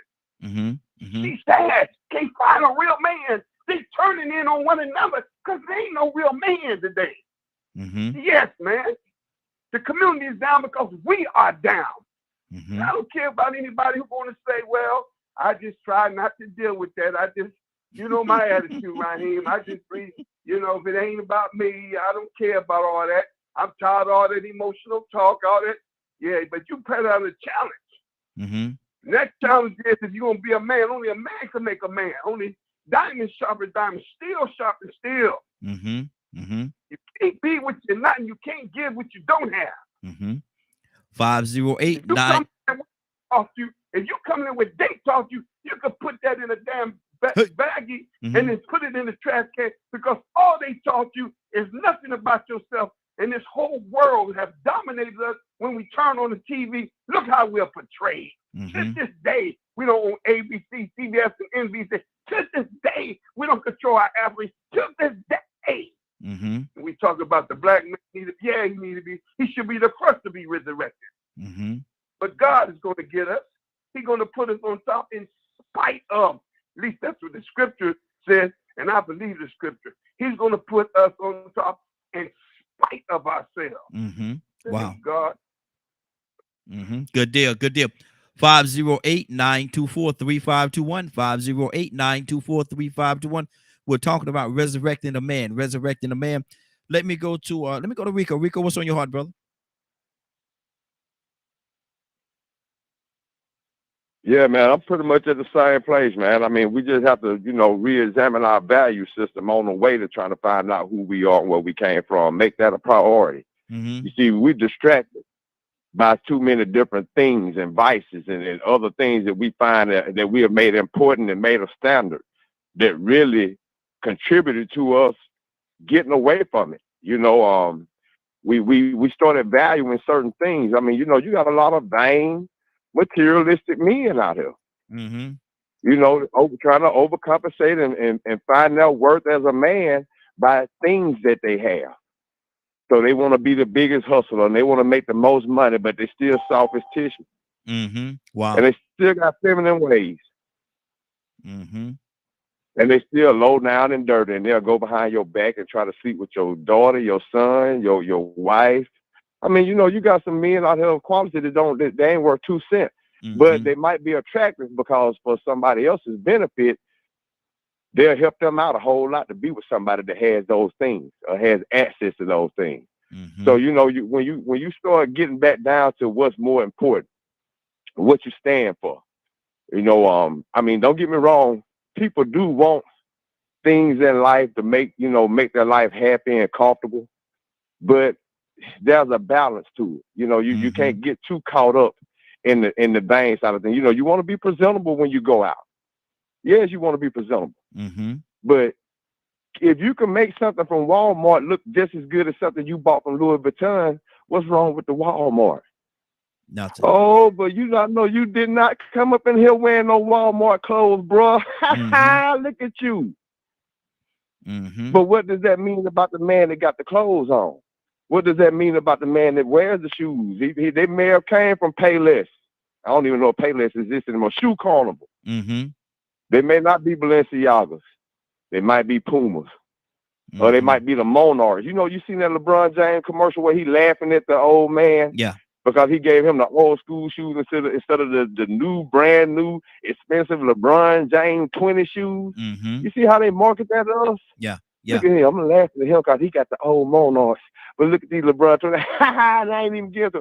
Subconsciously, they got us addicted and attracted to the wrong things and making the wrong things important and valuable when we don't really value the right thing. So that's why mothers don't see the value in having a man in the house. And that's why in the past, men didn't see the value of being in the house and not being deadbeats. And it's still with a whole nother motive and intention and system put in place to encourage that human mindset once you control the resources and access to things. You know, when you can say, well, I don't think I want to hire any black people until the government make me do it. Well, how much of a man can a man be to a woman? Wow. How much of a man can how much of a provider can he be when he isn't allowed to have the access? And then you still have to deal with that same system that has found a way to maneuver and evolve through the legal system to still make sure that we keep you in a certain place so you don't take us out of our position. So it's a new form of butt breaking, a new form of mental slavery, a new form of self-inflicted wounds and self-sabotage, and all of these different things based off our value system that has us chasing materialistic and superficial things, and superficial things, looking at superficial things in people and having children with people that we really didn't sit down and think about the right reason of trying to have a family and what we were trying to build. Wow. That same purpose that the people in the past got married for. It wasn't just for the financial benefits or because they looked good and made them feel, but it was for the long haul, somebody that they knew they could die with and they could depend on to raise good children with and provide for them in more ways than one. Exactly. So it's the value system, man. We just got to get away from this materialistic and superficial system, which I think this American dream is built around. Exactly. Badger, do you think most men, if they are at fault, do you think most men are able or man enough, if you will, to admit their faults?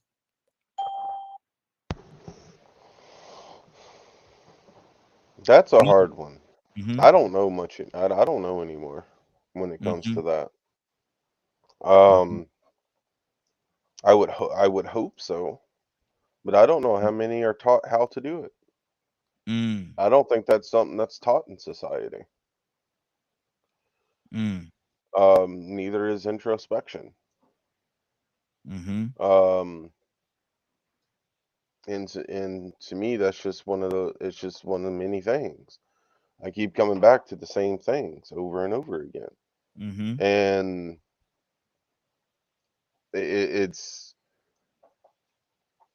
looking on the man, there has been so much said that I'm processing and stuff, because I'm going to be honest.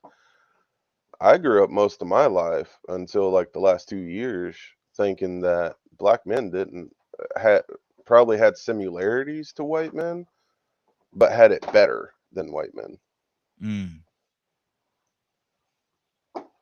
Stronger strength. What led that thought pattern? The amount of black men I saw that were, which I was happy to see, that was taking over the athletics and have continued to do so. And it's just, I mean, I've learned so much from being on the show of the struggles in so many different communities versus the communities I had the privilege to grow up around. It's so vastly different. And yes, there's a lot of similarities where, you know, it's a similar struggle on both sides. But I've gotten Badger, let me ask you a question. Can you see there's certain pros and cons associated with everything, but can you see a con to pretty much, and not disputing what you just said, but when you say that you saw the black men excelling in sports, that leads me to believe that that's the only avenue that you saw at that particular time, and right or wrong, whatever it is, that black men were excelling in. What about all the other elements of life? Oh no, but to see politicians, to see lawyers, judges. Okay. To see the ones that have been, you know, going for the Nobel Peace Prize and all that kind of stuff. Okay. Like I specifically spoke sports because most people are more focused on sports than intelligence. So thank you for calling that out. No, I'm very aware of that other stuff. Okay. I actually have more of because since I do so much research, I also know about the black men and women who made contributions to science that never got recognition. Okay. And I think that's something that absolutely needs to be fixed in our history. Okay. Or across the board. So, but it's just me being transparent. You know, yes, I have Native American blood, and yes, I'm part white. You know, based on genetics. You know, and it's just sharing my experiences and things like that. Like, I never viewed the black community as having that many struggles until I got on this radio show. And then I've been learning, wait a minute. Okay. So looking back over your past and to where you are now, how do you see black men now? In a lot of ways, there are similarities. With what being a white male and the things that we've gone through, or still have to, because a lot of my experiences is we get compared to y'all a lot. And in some men, I've seen it cause jealousy and things like that. And to hear Rico the other day, on Navy's our show that they did last Thursday, and hearing all the things that he was sharing, and the other gentleman, I unfortunately forgot his name, and to hear all the experiences y'all have shared with me, it's such a drastic difference once racism gets involved, and to see how biased not just affected a white male or a white man, but also how, the bias and everything has affected men of all races in different ways. Some could say it's worse in this area for this, but then you can turn around and go, well, we're dealing with this, and y'all don't have to deal with that. Wow. So it's a tit for tat thing, and then that's where like the pride and the ego and the toxic masculinity stuff starts kicking in. Okay. Where do we find common ground? Exactly. Hold right there, brother. Hold right there. We gotta keep this thing going. I'm gonna go to Cassandra. Cassandra, good morning. Toya with the teachers joins. I'm going to her as well. Cassandra, good morning. How you doing this morning? Good morning. Cassandra, we're talking about, and good to have you, sister. We're talking about how do we resurrect the man? How do we get a man back in his proper position in society, in the household, in the community? Or have women become, rightfully so, to a certain degree, become so frustrated with men? Have they become so frustrated that they got the idea or the mindset that I don't need a man? I don't need a man. I do this all by myself. And how, if that be the case, how do we get her to take her gloves off, put them to the side, and let that man step back into his rightful place in society, in the world, and in the community? What do you say to that, and the family as a whole?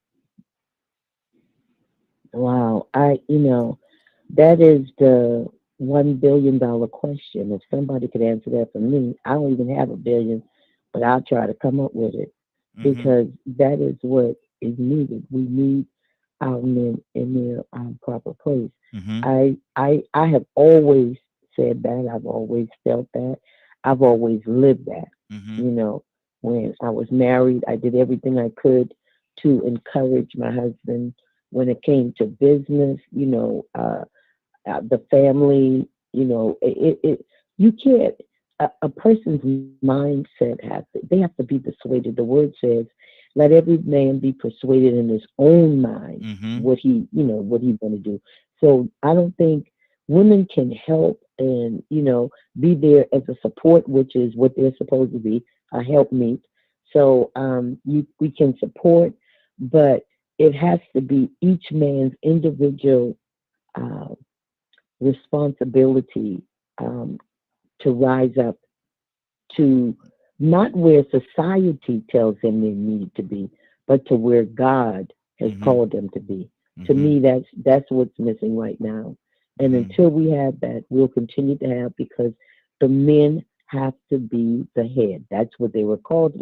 As Christians, the men have to be the head. Other religions, I don't know.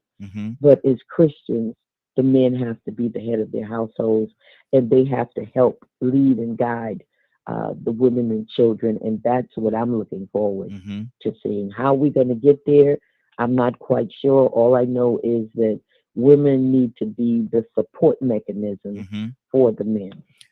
Do you think all men want to get back in that position? No. Wow. No, I think some men are content with we can say what we want, but there are men that actually thrive on independent women. And I don't mind, I am an independent woman, But that's not saying I don't want a man, I don't need a man. I've never. And I chastise women that say that to me. Well, I can do it by myself. Well, yeah, you could, but is that what God has for you? So, that's just my position. Good deal. Toy, I appreciate that, sis. Toy, you with a T. Good morning. How you doing this morning? Good morning. How y'all doing? Hey, doing good. Sis, I need to hear from you. Resurrection of a man, and the way I pointed out last time. How do you see that, man? How y'all ladies, how y'all just become so frustrated with men that they got the mindset or the idea that they don't need a man because they've been put through so much by men, by us men. So do you think women have the mindset now that they don't need a man? Do the man want to be resurrected back in their rightful position? What are you seeing as all this? There's a lot going on right now. What are you seeing that? Right. So first thing is, let's talk about the word need. Let's use that word. No, I don't need a man, right? I want one, right? It was created to be together, but we need God, right? Right. So we got to be real careful with the words we choose. No, I don't need one because I can do a multitude of things on my own. I want one to join me in this journey. I want one to take his rightful place where God created him to be. And let's do that journey together. It's not about a need. It's about what I want. And then I want a specific man. I don't want just any man. I don't just give me anything because God said I'm supposed to have a man.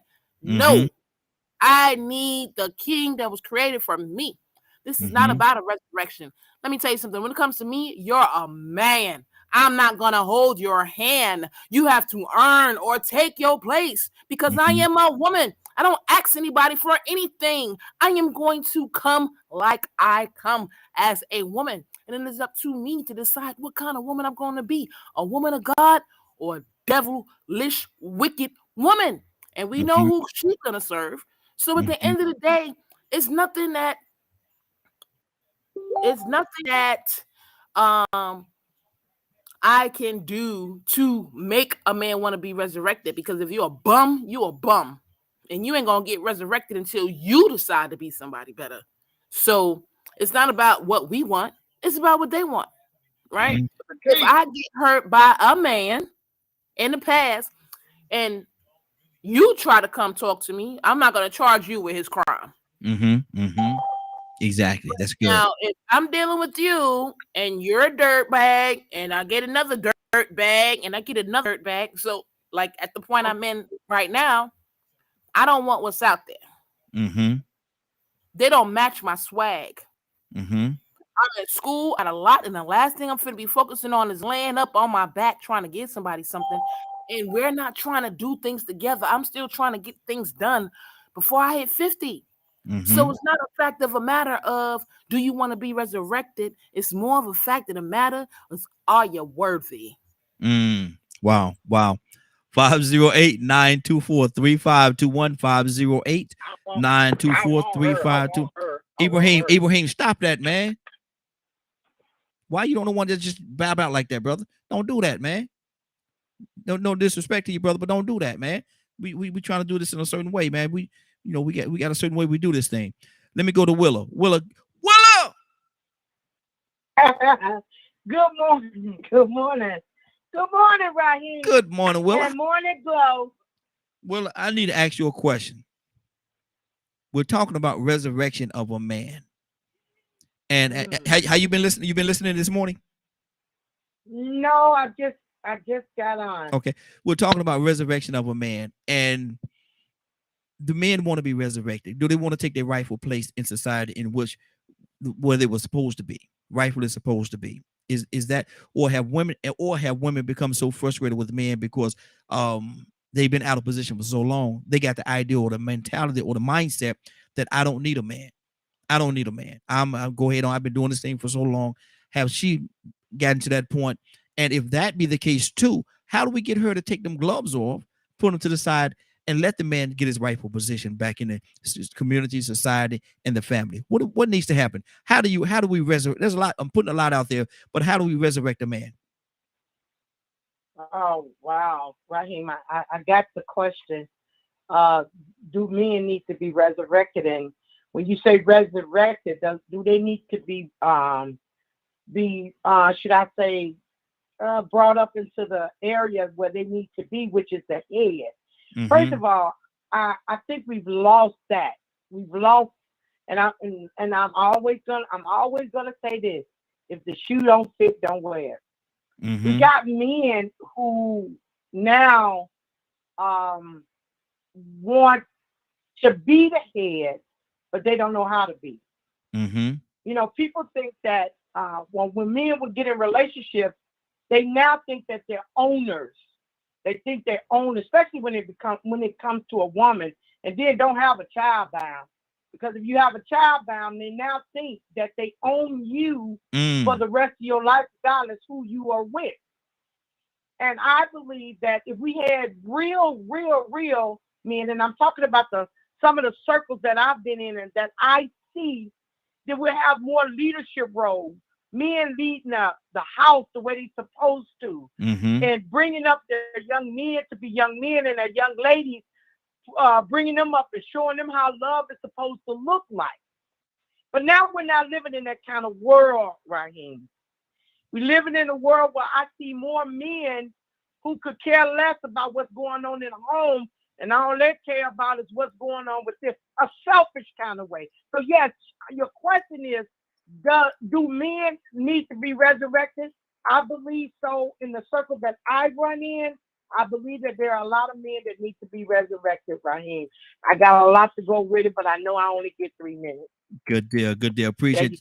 Appreciate you. Ibrahim, what's on your heart, brother? Yeah. Well, I guess I always been saying, we heard, like I said, we've been to this conversation a few times, and my thing is about adulthood. Now, at first, a lot of things, the reason I kind of get a little silly, and I'll admit to that, the reason I get there because my dad, the old man you're talking at the barbershop and everything, he said 2 people run the world, white men and black women. Now we have a situation where, apparently the black woman is running the world, and the black men are still in the same place, right? You know what I mean? And when we start talking about men and women, let me preface that. I think a man and woman is the same to the community, is that in their home, right? And you know what would I want with a woman that all she cares about what she has and what she don't have, or can't have children, or don't even care about children, take care of children, or bringing up children. And what do I care about of a man as a man? And all he want to do is pump on his chest and run with a ball, or whatever. And then the families out here, people are suffering. I could care less about a politician that calls himself a man want to lead or join the army, and he cares less about the people he leading or the people in the community. I have met people today that declare they men, the boots on the ground, the kings, and they ain't nothing but just like photo takers. I'm not working with these guys. They're picture takers. They're destroy the community. I work with women because they're strong women, right? And I see things that they do that are good, the same thing men, but I think they're toxic. By very definition. Let's be adults. Let's try being adults first. And then we worry about this men and women thing. But like I said earlier, you want men to be a man, take them out where they got to be a man, where they got to survive. Take women out where they got to be women to survive with no men around. You understand? Then we understand the need and the wants, right? But what we want, what we call a man, is just simply what we want. Don't even exist. It's fiction. I cannot be a white man on TV. I ain't trying to be a white man on TV. What I got. What I do. I have multiple skills and do multiple jobs. And what I lack in you can build and bigger, I accelerate in skill and experience. And yeah, I can pregnate somebody. So what else do you want? You want me to put you in a fine town? You want me to be the fine looking thing in the neighborhood? Drive the best car, ain't that person. I buy a car because I got a purpose for it. I buy things I have a purpose for. I buy clothes I have a purpose for it. And it's gonna last a long time. It's gonna look good the same it did 20 years ago as it did today. That's my thing. You know what I mean? But I ain't that man. Ain't that man on TV. Ain't no man Tyler Perry represent. I ain't that man. I ain't trying to be him. Never wanted to be him. Never wanted, I drove Cadillac, but I don't want Cadillac. I don't want Buick. I don't want Mercedes-Benz. I want an American car. A plain old American car. It's got purpose to it. It's going to last me for a while. I keep a car 10, 11 years. So I must look crazy sometimes pulling up all dressed like nine, and then pull up in a van. In a van. I'm gonna look crazy on people, but I feel good. I feel good, you know. So that's the kind of thing we got to get back to. Let's be adults, and be an adult, you're gonna be a man, whatever circumstance. You're gonna take the role that you're gonna fit in. You understand what I'm saying? If you dog somebody, if you want somebody to serve you because that's what you think he should be or she should be, you're gonna have a problem with that because people just disappoint you. I ain't met a human being in life that if you put them on a pedestal, they would not disappoint you. Never have. Wow. Never have. Good deal. Good deal. You know what I mean? Like what sister said, put God first, but understand that if you love somebody, you gotta love that person as well as you love God or better than. You know, I had a sister told me one time that she married me because she loved God. That was God's thing to do. And I looked at her and I thought about it. I said, you know, next. You know what I mean? You know, but it was good what you said, but at the other, what they got to do with me? What about myself? What about what I need? My needs, right? Wow. Stay right there, Ibrahim. Stay right there, brother. Let's go to Toya with a T. What's on your heart, sis? Talk to me. Cap, coming to you next. Toya, you there? Okay. Cap, go ahead, brother. What's on your heart? Well, you know, brother Raheem, everybody that's on this line is saying the same thing, basically. Saying the same thing. We just add a few little this, little that. But it's very hard to define yourself as a man when you're really a boy. You can put men in the room, but you got boys that's perpetrating to be men. All males are not men. All right? All males are not men, but all men are males. Let's make it clear. Yep. Because you're a male don't mean you're a man. Exactly. All right? I don't care how old you are. You could be a boy 70 years old, 80 years old. How are you going to be a man? Which the most important part of being man, to be a man, sisters, holler at me now, is to be responsible. Accept responsibility. If I'm sitting here and I'm single, I ain't got no woman, and I ain't doing nothing. All the thing I got is a dog, a pit bull, and then I'm going to say, with a man that has a woman and a child, handle responsibility, I'm a man? No, sir. No, sir. You got to sit at the little boy's table. Because you ain't taking care of no responsibility. You run from it. The difference between a boy and a man is that a man runs to responsibility while a boy runs from it. Because I'm married. I'm a married man. And because I'm married, I'm a better man. Why? Because being a man is the challenge of taking care of my wife. It brings out either the best of me or the worst of me. But I won't run.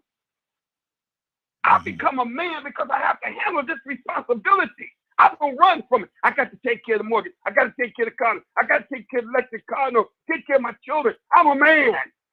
You're going to put me in the same room where somebody ain't doing that, and he's a man? Get out of here. If you got a big whatever and you can handle women on that level, get out of here. You ain't taking care of no damn responsibility. You're running from it. I'm a man. Well, see, let me say this. See, when I had a woman, used to be don't make no more honey. The reason why you ain't got a woman because you ain't a man. You was running from your responsibility. And my poor sister keeps saying, yes, the man has to be spiritually resurrected. I'm going to say that again. I want to make it perfectly clear what Captain Dennis saying. He has to be spiritually resurrected. The black man's example is God. That's the white man. Our example is God. A woman want a godly man, right, sister? You want a godly man. If I'm obedient to God, then the scripture says then the woman should be obedient to man. But if I'm not obedient to God, the woman ain't going to follow no fool. She just ain't going to follow no fool. And she's very strong and dominant. Yes, she is. Until she find a real man. She don't want to be strong and dominant. She wants the man to take the rings in, honey. Can't take it. Just let me be a woman, please. So basically what I'm hearing you say is she's willing and ready to take those gloves off. Yes. If she find a real, she will take the gloves off for no boy. Come on, let's make it real. Yeah, absolutely. You got to bring your A game when you find that black woman. Because she gonna look at you. She gonna test you. She gonna try you. She gonna see. And when she see that you meet, and that's why she can't find a man. Women don't turn on to other women sometimes because there's an attraction they have for women. Sometimes women turn to women because they find it convenient that they both have something in common. I hear a lot of that, man. Because there ain't no men. But we sit up here and want to define what a man is. And they ain't even married, they ain't even got a woman. Get a woman, then you can really define it, because that's where you're going to be tested at. Can you be patient with her? Can you be a provider with her? Can you be a protector with her? That's how you come out as a man. You need a challenge. You can't be challenged in a single. And you have to be a single because ain't nobody asking for no responsibility. Ain't nobody saying this. Why don't you shut up, dude? You talk too much, Ibrahim. Shut up sometimes. Respect that. Now, you know what? Hold on. Both of y'all. Hold on. Both of y'all stop. Shut up. Both of y'all. No. We're not gonna do that. Y'all, both of y'all stop, man. It's about to go in a different direction. Let's keep this. Let's stay where we at right now. Hold on. Both of y'all. Hold on for a second. Let me go back to Toy You With a T. Toy You With a T. I came to you earlier, but I think you had stepped away or something. What's on your heart? He was preaching. You hear me? Yes, that's what I'm talking about. But don't get it twisted. That same role model, that same mentality is the same thing for a woman. You don't get Hold on, Ibrahim. Hold on, brother. That one thing right there, respect. Whether you're a man or a woman, when you don't know your own lane and you don't have self-control, that's how the meaning starts to deplenish. That's how you become less of a man and less of a woman when you don't have self-control over yourself. Being a man and a woman is about having self-control. That means when certain things happen, sometimes people say things and you can't respond. Sometimes you have a time when you're supposed to go. You need to know that. And that helps build the character of a true man and woman. Not just busting out saying something. Nope. So here we go. Let's take notes from the morning show. But no, Captain was preaching. You're absolutely right?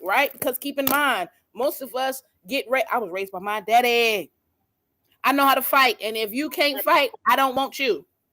I run fast, I jump high. If you can't run fast and jump high to me, what I look like bowing down to you, being led by you, and you are not even competent enough to do the things that I can do. I was talking to a young man the other day. He was talking about how, oh my gosh, my mom should be helping me at 31. I want to be a producer and make music, and she won't even help me. I'm like, bro, you're a grown man. It's time for you to help yourself. Well, you don't even understand. I was like, bro, I could have done things too, but I couldn't wait on my parents. You don't understand. You don't have as much potential as me, but you can barely read, you can barely count, and you can't comprehend nothing. So when it comes to us maintaining our roles and positions, first of all, we don't know them. Second of all, we've had piss poor examples on what real men and real women are. And for three, most things have been so misconstrued in the home. When you're raising your kids, some of us don't even want to be what we are no more. Why would I want to be a boy when I just saw my mother dog out every man that's ever come through this door? Why would I want to be a female if every man my mama got used her for sex, beat her up, and did all kinds of terrible things and took her money? And then, yes, I can get with someone who may be of the same sex that gives me what I keyword need. See, so we got a multitude of different things going on here on why we not stepping up to the plate. We got a multitude of different things here on why we think people, or why you may think you are a man or a woman and you are not. You are a male or a female.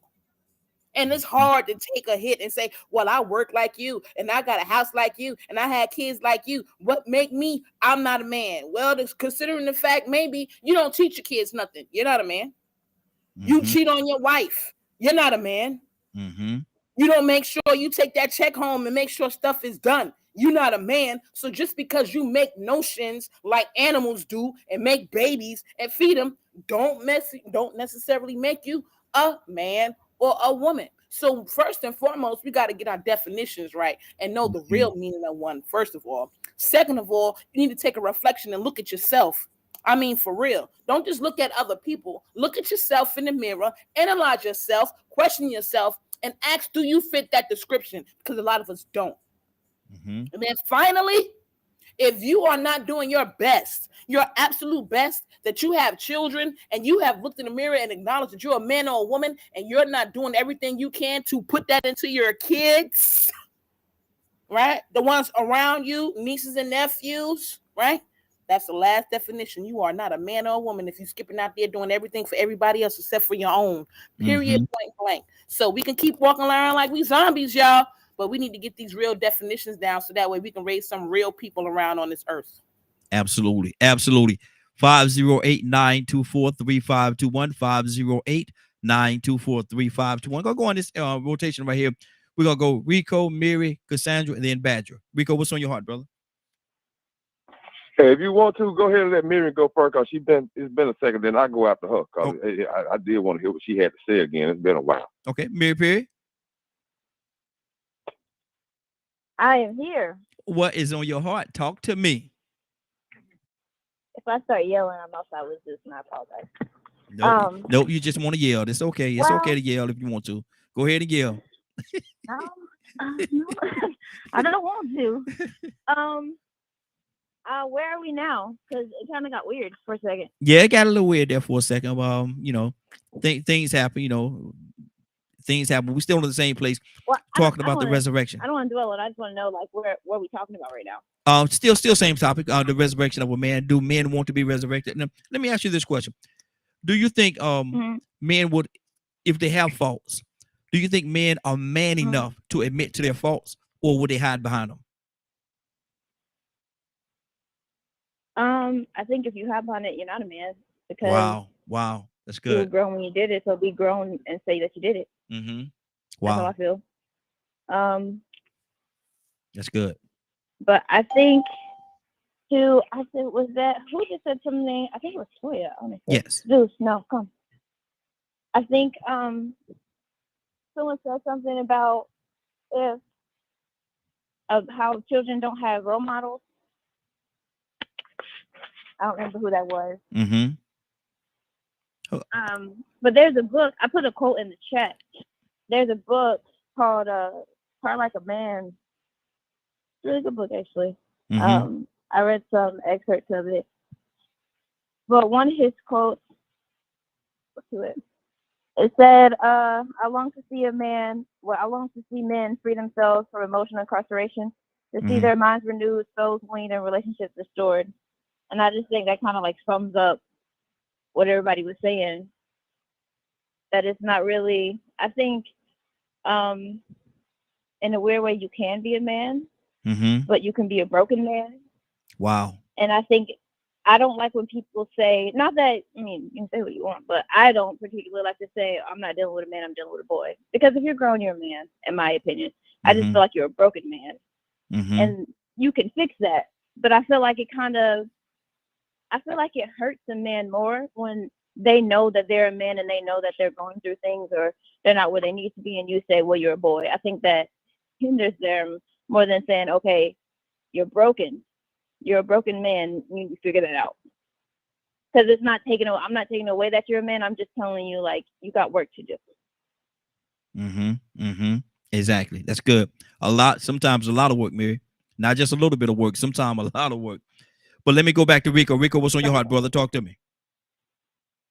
Some told me it was good I did that, man, because I was headed in that direction.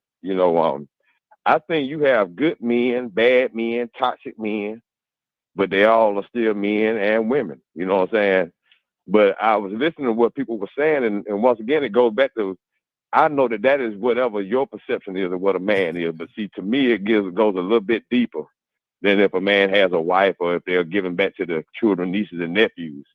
It depends on how he has that wife. Because I know a lot of strong, tough men. They can whoop anybody, but sometimes they whoop people just because they can. Is that a real man? No. I know some very good providers. My stepdad, a very hard worker, good provider. I mean, gave us the finer things in life.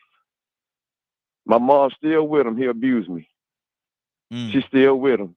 She ain't got the relationship with her grandchildren because she conformed to his way, because he still got some messed up ways. And even though he know they messed up, he ain't changing because he is who he is. Is he a man? He got a wife. I know some men been beating on their women.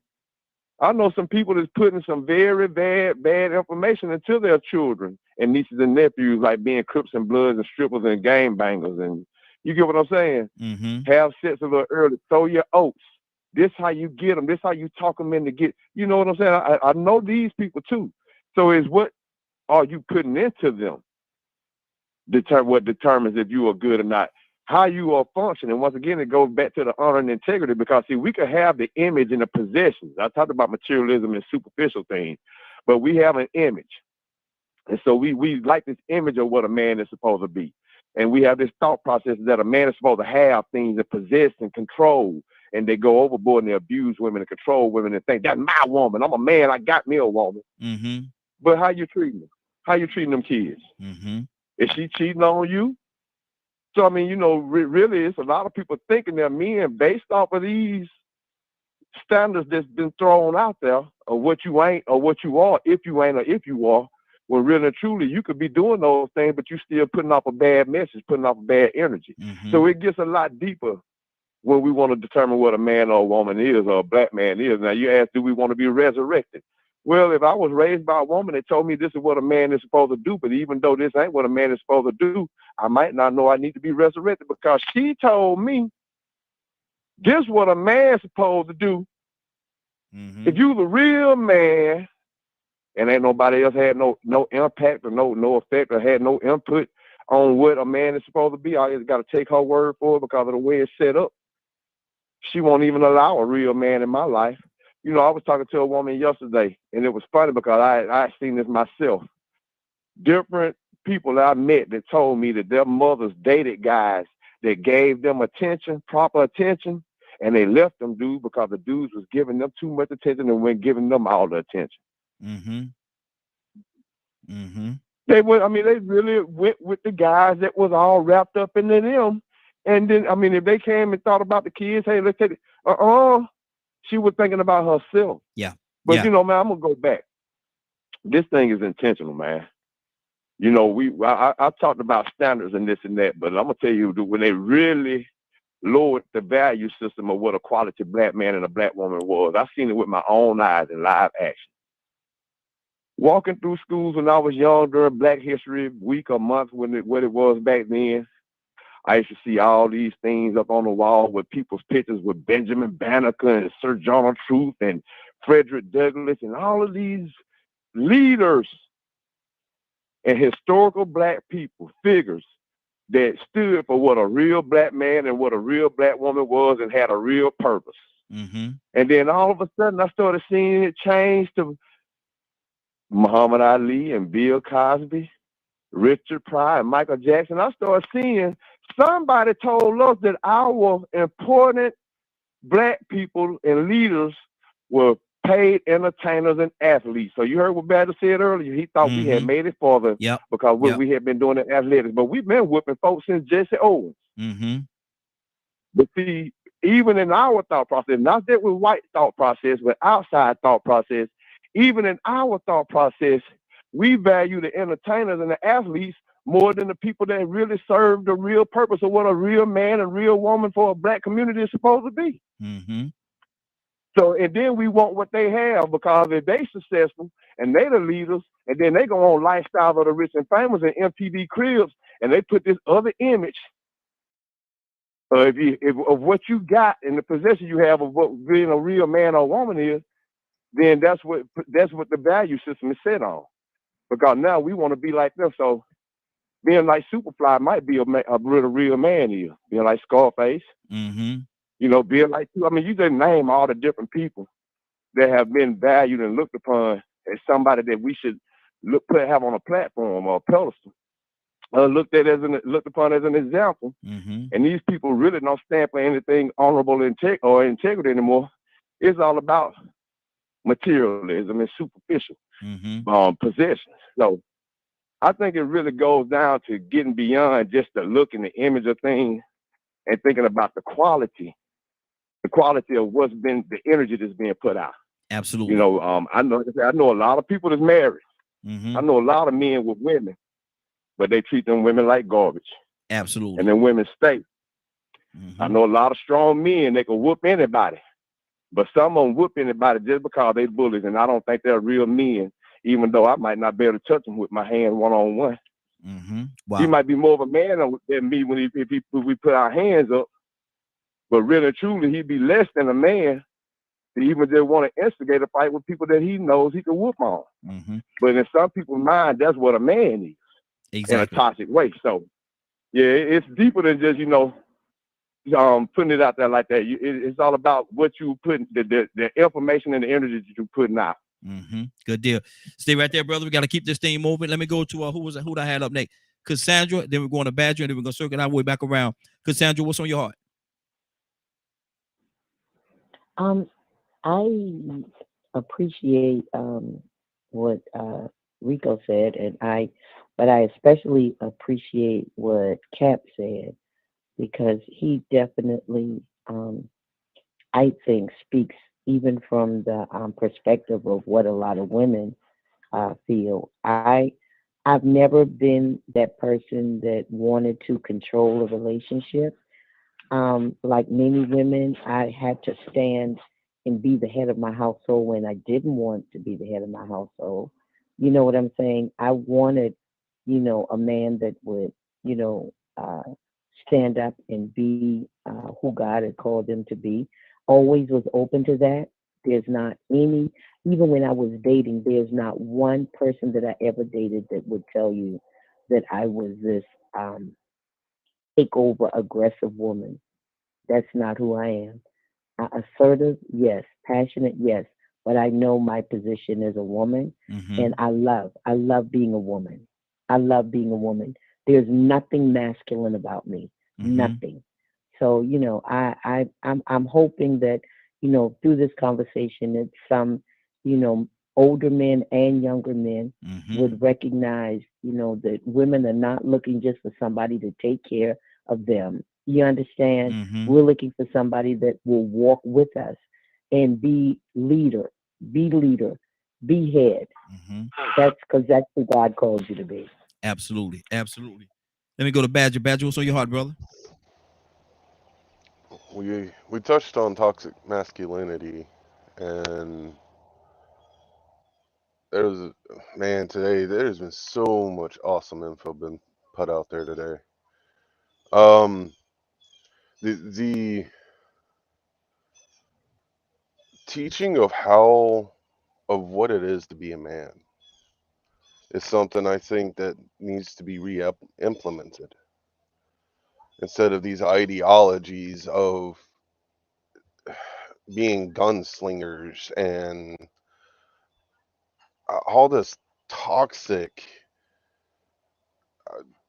harmful mental ideologies.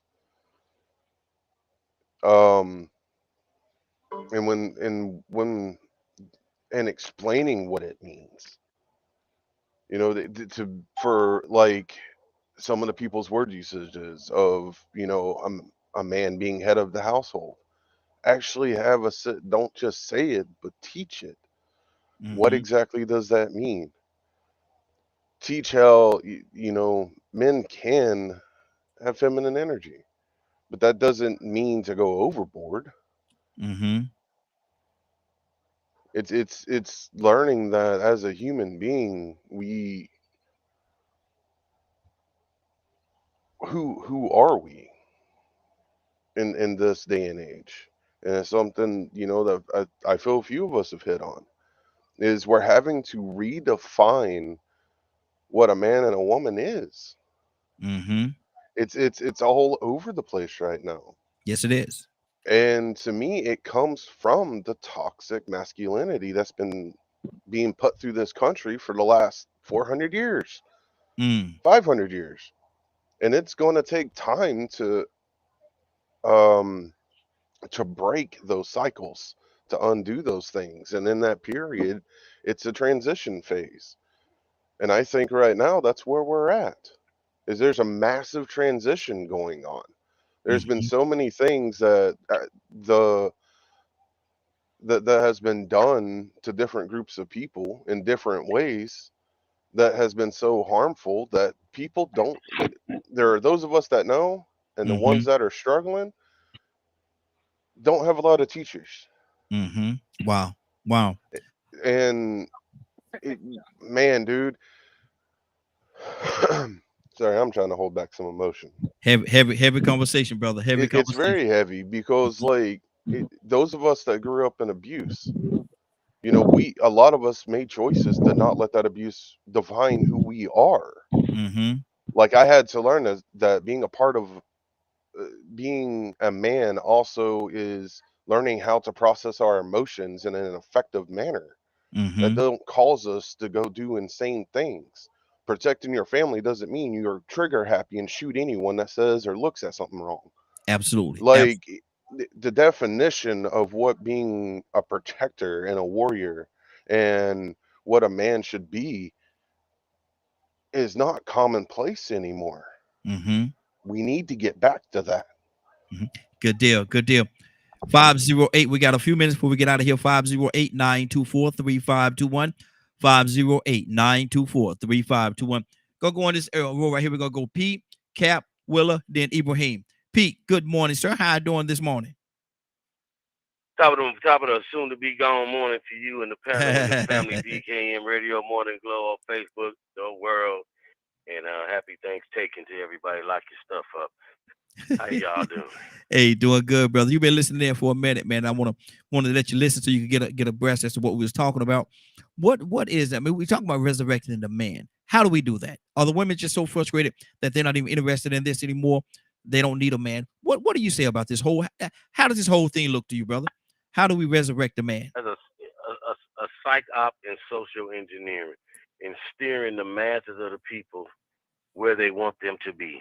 Individuals are born as what they are, and they're destined to become the fulfillment of what was meant to be at birth. And society, the social engineering and the structure of government and systems and function, the preference, the preferred behavior and activity is overwhelming on your psyche and in your development, and it sways you off track from being who and what you truly are. So what we are dealing with now is a switching in the society of the moral compass, the codes, the conduct, the codes of conduct, and the behavior. A man traditionally is a provider, a protector.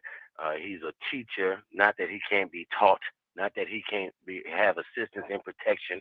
Okay, he's one that should stand in the gap, one to assist, one to encourage, represents a strength source in the foundation of the premise of family, in the structure of a community, in the foundational structure and strength and wisdom and knowledge of a nation.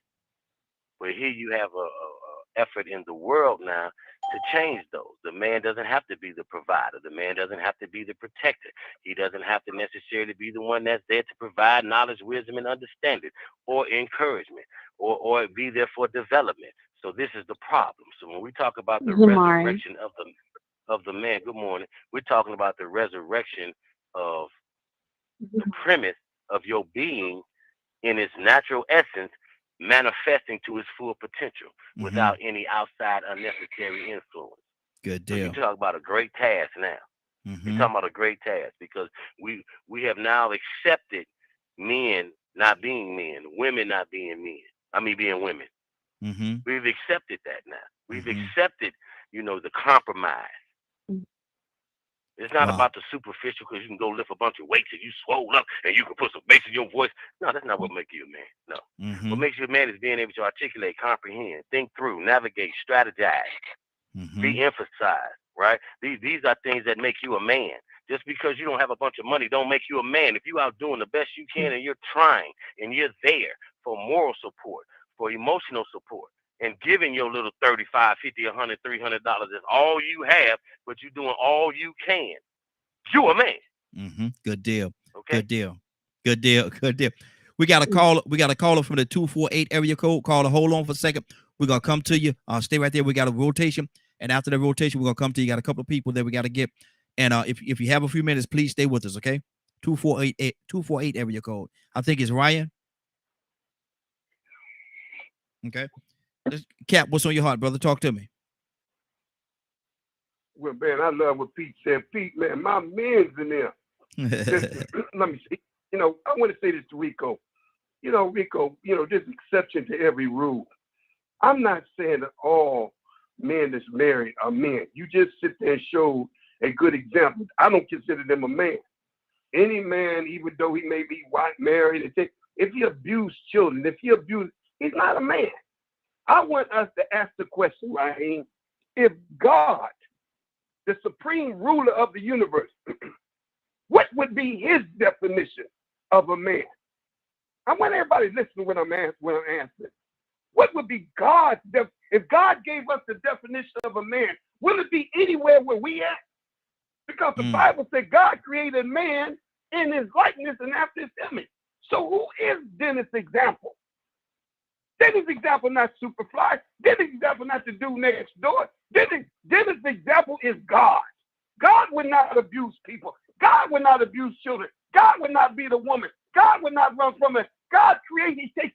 I say God is the example of man. All that other stuff, just throw it away. Throw it away, man. If God be our example, then we have to obey God. God bound the man and the woman for a reason. If we happy being single, cool. That's your game. Mm-hmm.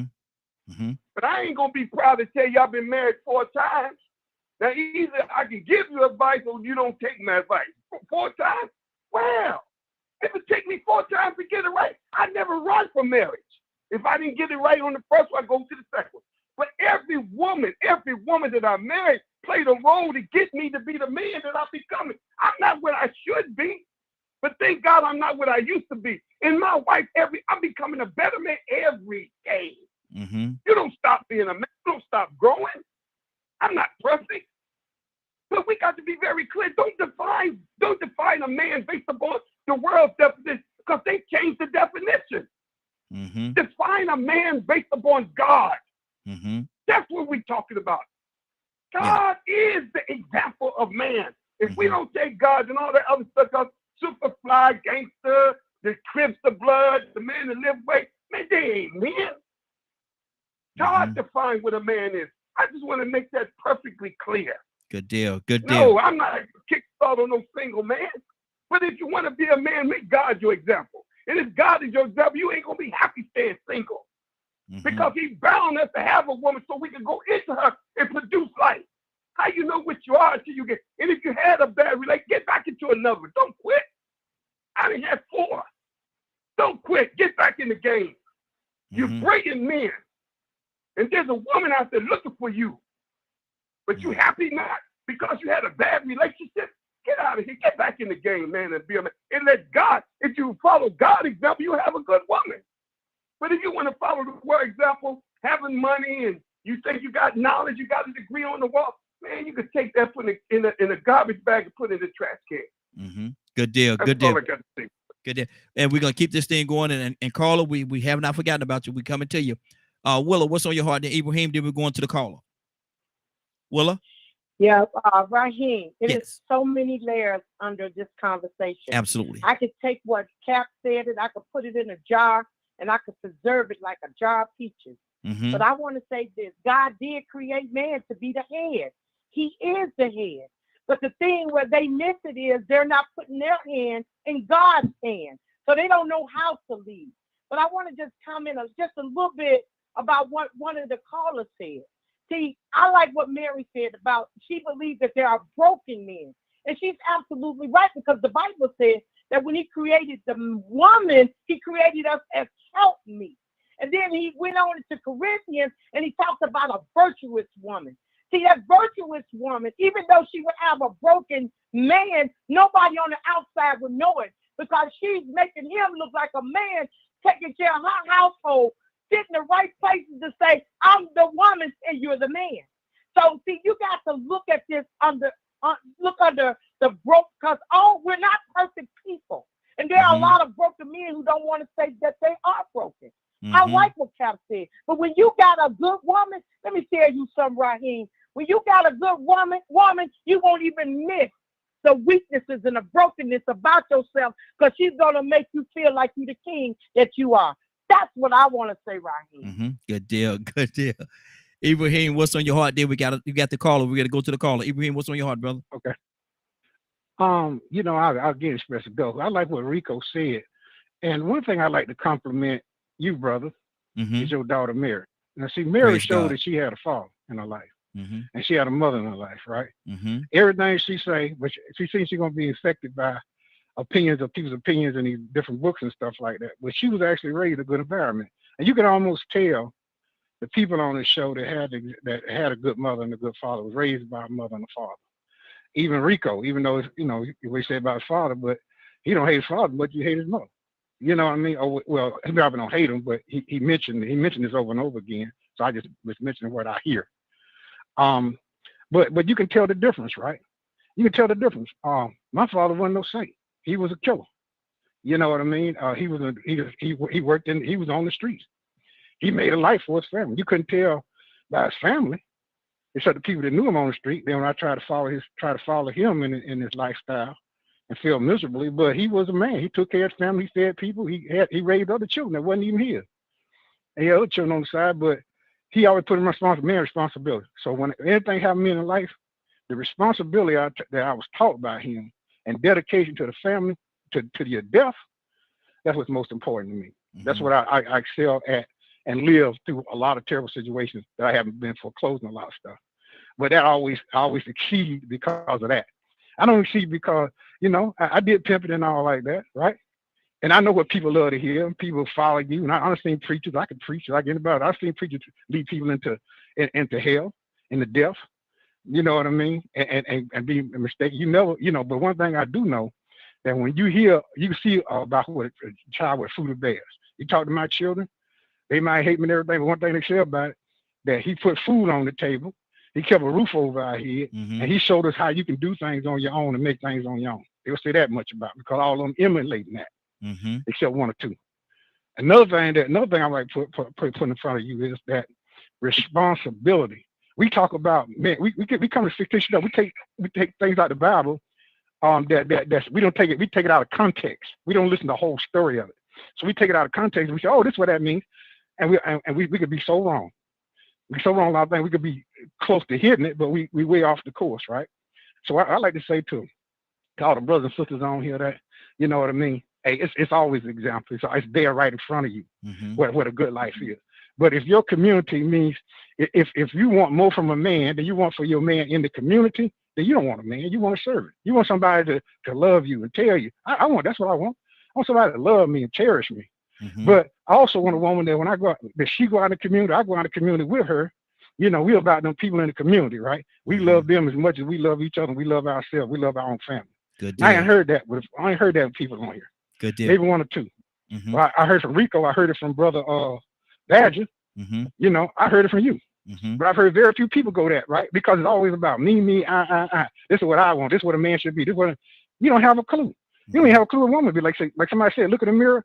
I did a porn, it's on video, about broken mirrors, right? Look in the mirror, right? You are what people respond to you around that. You can trust that, right?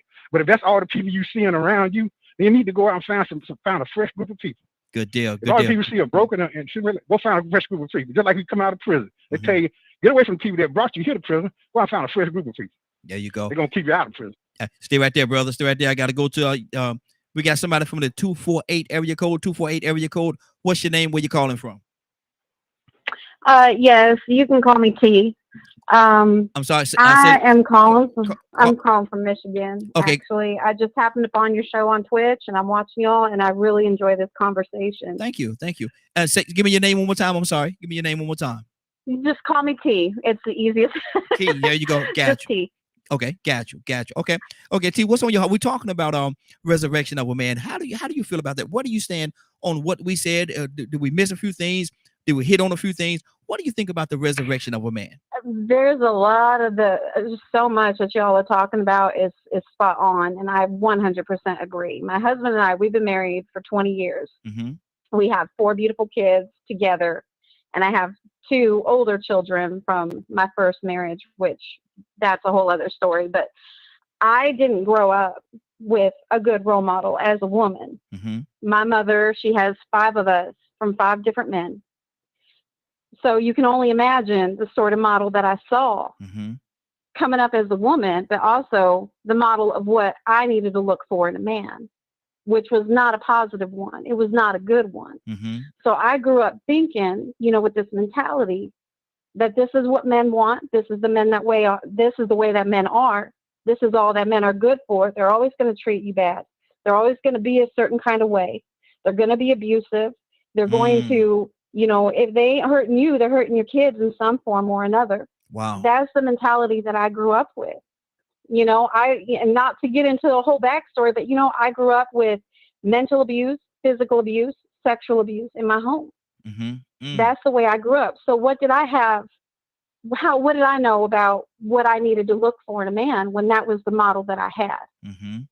So how do we teach men to be men when that same thing is happening in their homes too? Right? So Yes, what do we have absolutely. to do? Like in my husband and our situation, we both grew up in broken homes. We grew up in broken homes. We grew up in abusive homes. When we got together, we were both very broken people. And it took a lot of time, a lot of years for us to come to an understanding. And I don't advise anybody to model their relationships after this, but for us, what it ended up coming down to is we understood where each other were coming from. We understood that pain. We understood that there was something broken in both of us, and it took 2 broken people to make a whole. And that's what worked for us. He learned how to be a man by me expressing my needs to him, what he needed to do as that breadwinner, as that head of our household. I need you to do this. I need this from you. This is what needs to be met. And it took time. It took conversation. It took effort. But what I always tell my friends, my girlfriends, everything, I said, love should never be hard. That's the easy part. But you should be willing to learn from each other. I have 5 girls. I have 1 son. My youngest is my son. You know, he's a boy. He's going to do what boys do, right? Yes. He's gonna have his outbursts. He's gonna, you know, which he has done. He'll hit his sisters and go off like that. And I've had this conversation with him since he was a toddler, in terms that he could understand. Said, this is your role. This is what you're supposed to do. Do you think you're doing that right now? When you're hitting your sister, when you're, you know, acting out because you're angry at a video game or whatever it is, that's not what you're meant to do. You're here to protect and to look after, because one day you're going to be bigger, you're going to be stronger. And those are the key, you know, just in generalizing, obviously there's more to those conversations, but generalizing, that is what we're raising. I am not raising just a boy to be a boy. I am raising a boy to be a man. Absolutely. And that takes effort. That takes those conversations. That takes something for him to model himself after. So, you know, and women today, they think that they can do it all, right? They think, oh, well, I don't need a man. I don't need to do this. I don't need, you know, I can do it all. But then you see it on TikTok. You see it on YouTube. You see it all the time. Then these women come back 20 years later crying. I don't want to do it no more. I'm tired of working. I'm tired of trying to do all this by myself. Now I need a man. Absolutely. Wow. Or when they talk about the draft, what do you see? You see all these women on YouTube, suddenly, oh, well, to avoid the draft, let me go clean something. Let me go change a diaper. Come on. No, you wanted to be a man. You wanted all the rights that a man has.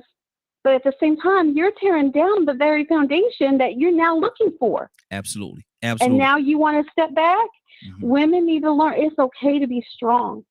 It's okay to be powerful. It's okay to have your voice. But you need to step back and let your man shine. Good deal. And Stay that right is there. something my husband and I have definitely learned over the years, is we have these very specific roles. Good deal. Good deal. And I want to say this to you. Before she get off, I want to ask her a question. Okay, hold on. I'm gonna let you do that. Hold on for 1 second. I want to say this to her as well. We're here every day. You know that we're here every day, Monday through Friday. Now, we won't be, because of Thanksgiving, we won't be here Thursday and Friday this week. But normally we're here every day, Monday through Friday, from 7 o'clock a.m. until 10 o'clock As you can tell, we go over from time to time, 10 o'clock a.m. Eastern Standard Time. So make sure you come back. Make sure you come back and be a part. We love to have you as a part of the conversation that we have moving forward. You're more than welcome to come in, and I applaud you. The situation. Wednesday. Yeah, exactly. And I applaud you. I applaud you on where you and your husband are right now. You know, y'all went through what y'all went through in y'all personal lives individually, but collectively y'all came together, made it better for yourselves and for your family. So that's absolutely amazing. Rico, you want to say something?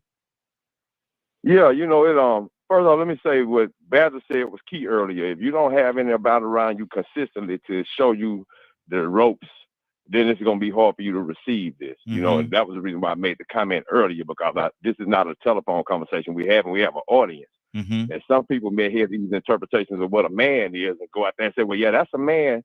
You know what I'm saying? A man's supposed to have a wife and this and that. A woman's supposed to have a husband, but you ain't supposed to have a husband at the beach. It's just like a man ain't supposed to beat a woman. So it wasn't speaking to Captain Dennis. It was just for the audience to understand that, you know, there's a definition still to what a good man is and what he does. But the sister that just finished speaking, man, sounded like she grew up in a situation my son grew up in, T.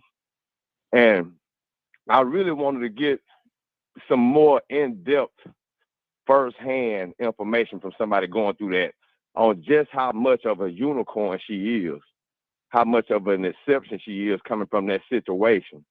And she said a key word: submit. How much sacrificing did she have to do? She didn't say that. Yeah. How much sacrifice in my marriage?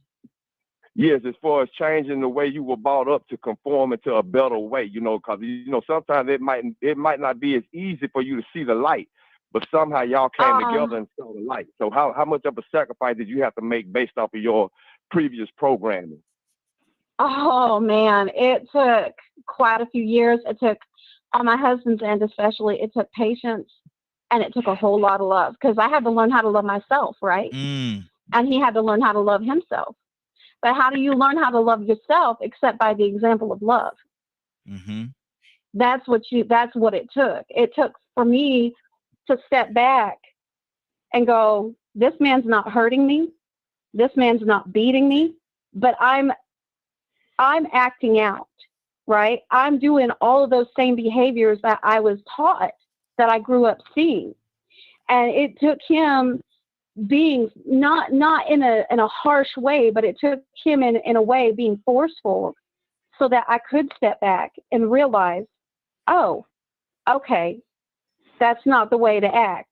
That's not the way to get the attention, the love, the things that I want out of somebody that I want to love me. This is not the way to do it. You have to be willing, like you said, submit. You have to be willing, whether you're the man or the woman, you have to be willing to step back and reassess from the inside out. Because if you can't do that, you're never going to grow.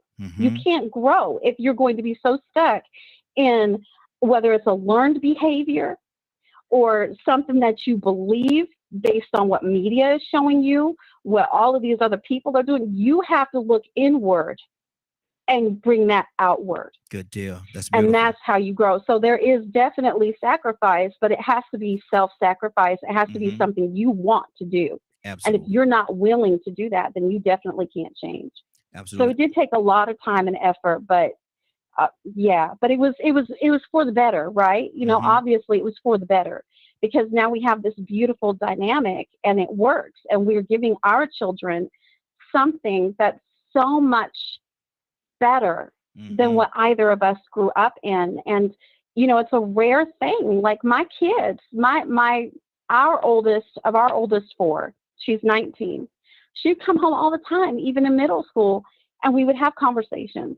She was one of the only kids in her school that had both a mama and a daddy, biological parents in the home, that actually loved each other and had a healthy relationship.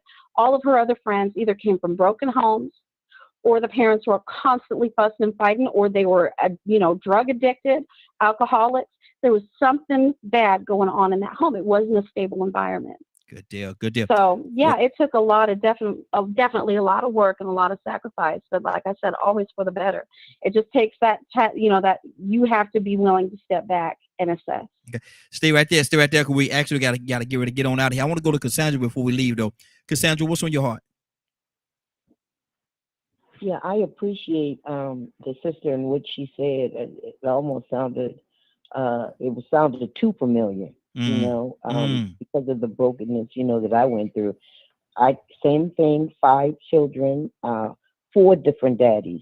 So I definitely didn't have a good role model to follow. And that's where a lot of us are. And it's sad that, you know, even today we have to reflect back and see some of the damage that was done and deal with it. Because what happens is a lot of times broken people don't deal with the brokenness. And if you don't, you're going to be in trouble. You have to confront whatever that thing was that hurt you so bad and gave you these broken pieces so that you can put those pieces together if you can, or either rebuild completely. And for some people like me, I needed to go all the way down and start a new foundation, which was in Christ. That's why I'm a Christian, and rebuild who I am as a woman. So thank the sister for calling. And then you can find the man that you need. Absolutely. But thank you so much. Good deal. Well, we're about to get out. Let me go to Willa before we close out. Willa, we're gonna close it out with you. Willa, what's on your heart? Man, that was awesome, Raheem. That was God sent right there, because that was your solution. Because your second question to the resurrection was, how do we do it? And she explained exactly how you do it. When you are willing to go through all the pain and everything that you know that's not right with each other. You got to have 2 willing people. You can't have one person to say, oh, well, he's going to change, and or this other person say no. You got to have 2 willing people in order to accomplish that flower that she fed. Oh, Lord. Thank you, Lord, for sending that message. Thank you. Good deal. Rico, brother, what's going on? What's going on at 3:00 today? Rico, you there? Okay. Cassandra, what's going on at 3:00 today? Could y'all even hear me? I don't know. No. There you go. No. Look, I don't know. Rico knows. I don't know what's going on. No, we couldn't hear. Y'all didn't hear me. Let's see if you did. Okay. Rico, what's going on at 3:00 today? If you missed today's show and would like to hear us see the rebroadcast in its entirety, you can tune in at 3 p.m. Eastern Standard Time on www.dklmediagroup.com. Good deal. No, first time you did it, brother, we couldn't hear nothing you were saying. It was completely silent. I heard crickets. My speaker went off, and then my mute came on too. Yes, sir. Well, hold on. Is she here, Rico? Is she here? I'm here. Yes. Hey, Raheem. Sure. Yes. Can I make the announcement for tomorrow real quick? Not yet. Okay. Willa! Raheem, come on, let's go. Are you ready, Willa? Are you ready? Raheem? Yes. I am so ready. I am so ready to receive his word. Come on, Raheem, let's go. Well, you know what? I ain't got number one more thing to say, Willa. One more thing to say. Let's go. Let's go. Let's go, Raheem. Let's go. Come on, guys. Let's go to the throne of grace this morning. First, I'm going to ask God to decrease Willa and allow the Holy Spirit to go forth where your message should be heard and not mine. Thank you, Lord, for waking us up this morning, giving us another day and another opportunity to get it right with you, Lord. Father, we thank you so much for all that you do in our lives, Lord. Father, we thank you. We thank you for your mercy. We thank you for your grace. Father, you said that you've given us all a mustard seed of faith, a mustard seed that would move mountains in our lives. And Father, I thank you for that mustard seed. Father, I thank you for what you do, oh Lord. Father, I can't praise and honor you enough. I thank you, Lord. Father, I'm asking you to touch each and every last one that's on this line, Lord. Father, you said that you see the heart of your children, Lord. And Father, I'm asking you to touch them in a mighty way. Touch them, Lord. There's been ones that lost loved ones, Lord, that are hurting, Lord, that are not feeling life, that are not seeing hope. But Father, in the name of Jesus, we know that you are our hope. We know that you're going to give us the victory. Father, we want you to help us, oh Lord, by allowing the Holy Spirit to dwell in our lives, Lord, where we can speak life over our bodies, life over our situation, life through those courtrooms, life through those hospital rooms. Father, we thank you in a mighty way. Yes. Oh, Lord, I just love you, honor and praise you, oh Lord. Father, I thank you for Raheem and his family, Lord. Father, keep them safe. Keep allowing the angels to be surrounded around them in Jesus' name. Amen, amen, and amen. And glory to God this morning. Yes. Amen. Thank you for the message. Yes. Yes. Amen. Amen. I want to go to T. Yeah. I want to know, and we extended an invitation to you, sister. Are you coming back? I probably will if these are the conversations you are having. Absolutely. Absolutely. We have a different topic pretty much every day, and like I was just saying yesterday, tomorrow is what we call Way Out Wednesday, Way Out Open Dialogue. We don't have a topic on Wednesdays. We actually have open dialogue. We just go around. We talk about a lot of different things, and it gets very interesting. We do have your number here, so I'm gonna lock your number into our Rolodex if that's okay with you. And that's perfectly fine. Yeah, for sure. Great, good deal, and thank you. Raheem. Yes. Tell her that just like we drafted Willow to be the prayer, she ain't got no choice. She been drafted coming in making comments like that, man. She just came in here and knocked it all the way out the door, man. She ain't got no choice but to call in. We're gonna find her and call her back. She don't put that number on your phone. We're gonna call her. Where you at? Where you at? Y'all gonna be calling me like, hey, we need to have you. Yeah, we are. Hey, I'm warning you. They're not joking. That's how I got into it. Exactly. I've been here ever since. You in here now. You're coming here giving that kind of good information. Part of the family now. Like you gonna run you hours now. Yep. So they gonna hunt me down. So basically what he said. Locked in. No, I love it. I love it. This has been a really good conversation, and like I was saying in chat, this is a conversation that needs to be had.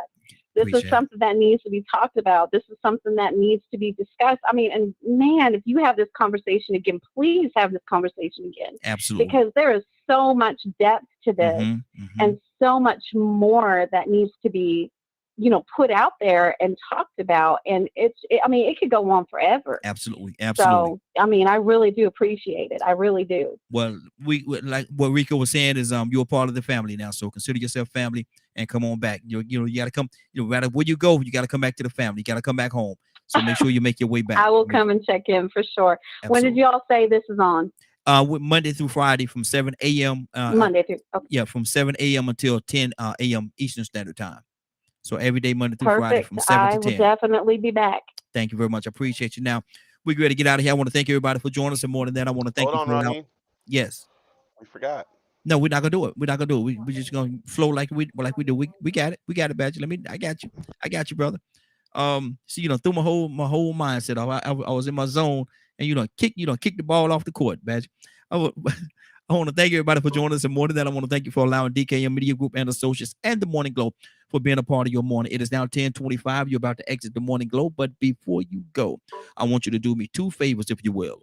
One, I want you to continue to pray for us because we're certainly praying for each and every one of you. Number two, why this is real simple. I want you to go out there, find somebody and give them a hug because you never know. It could be the only hug that they get, or it could very well be their last. Love you, and ain't nothing you could do about it. Have a great day and a better tomorrow. And we shine some of this light in you from the Morning Glow. Take it out there into this wicked and cruel world that we live in and let your light so shine. If you get an opportunity, give somebody some love. You just might find some love in return. Won't that be a beautiful thing? Have a great day. Take care of each other. And please, please, please be blessed. Talk to you tomorrow. God say the same. Have a great day. Take care of each other. Love ya.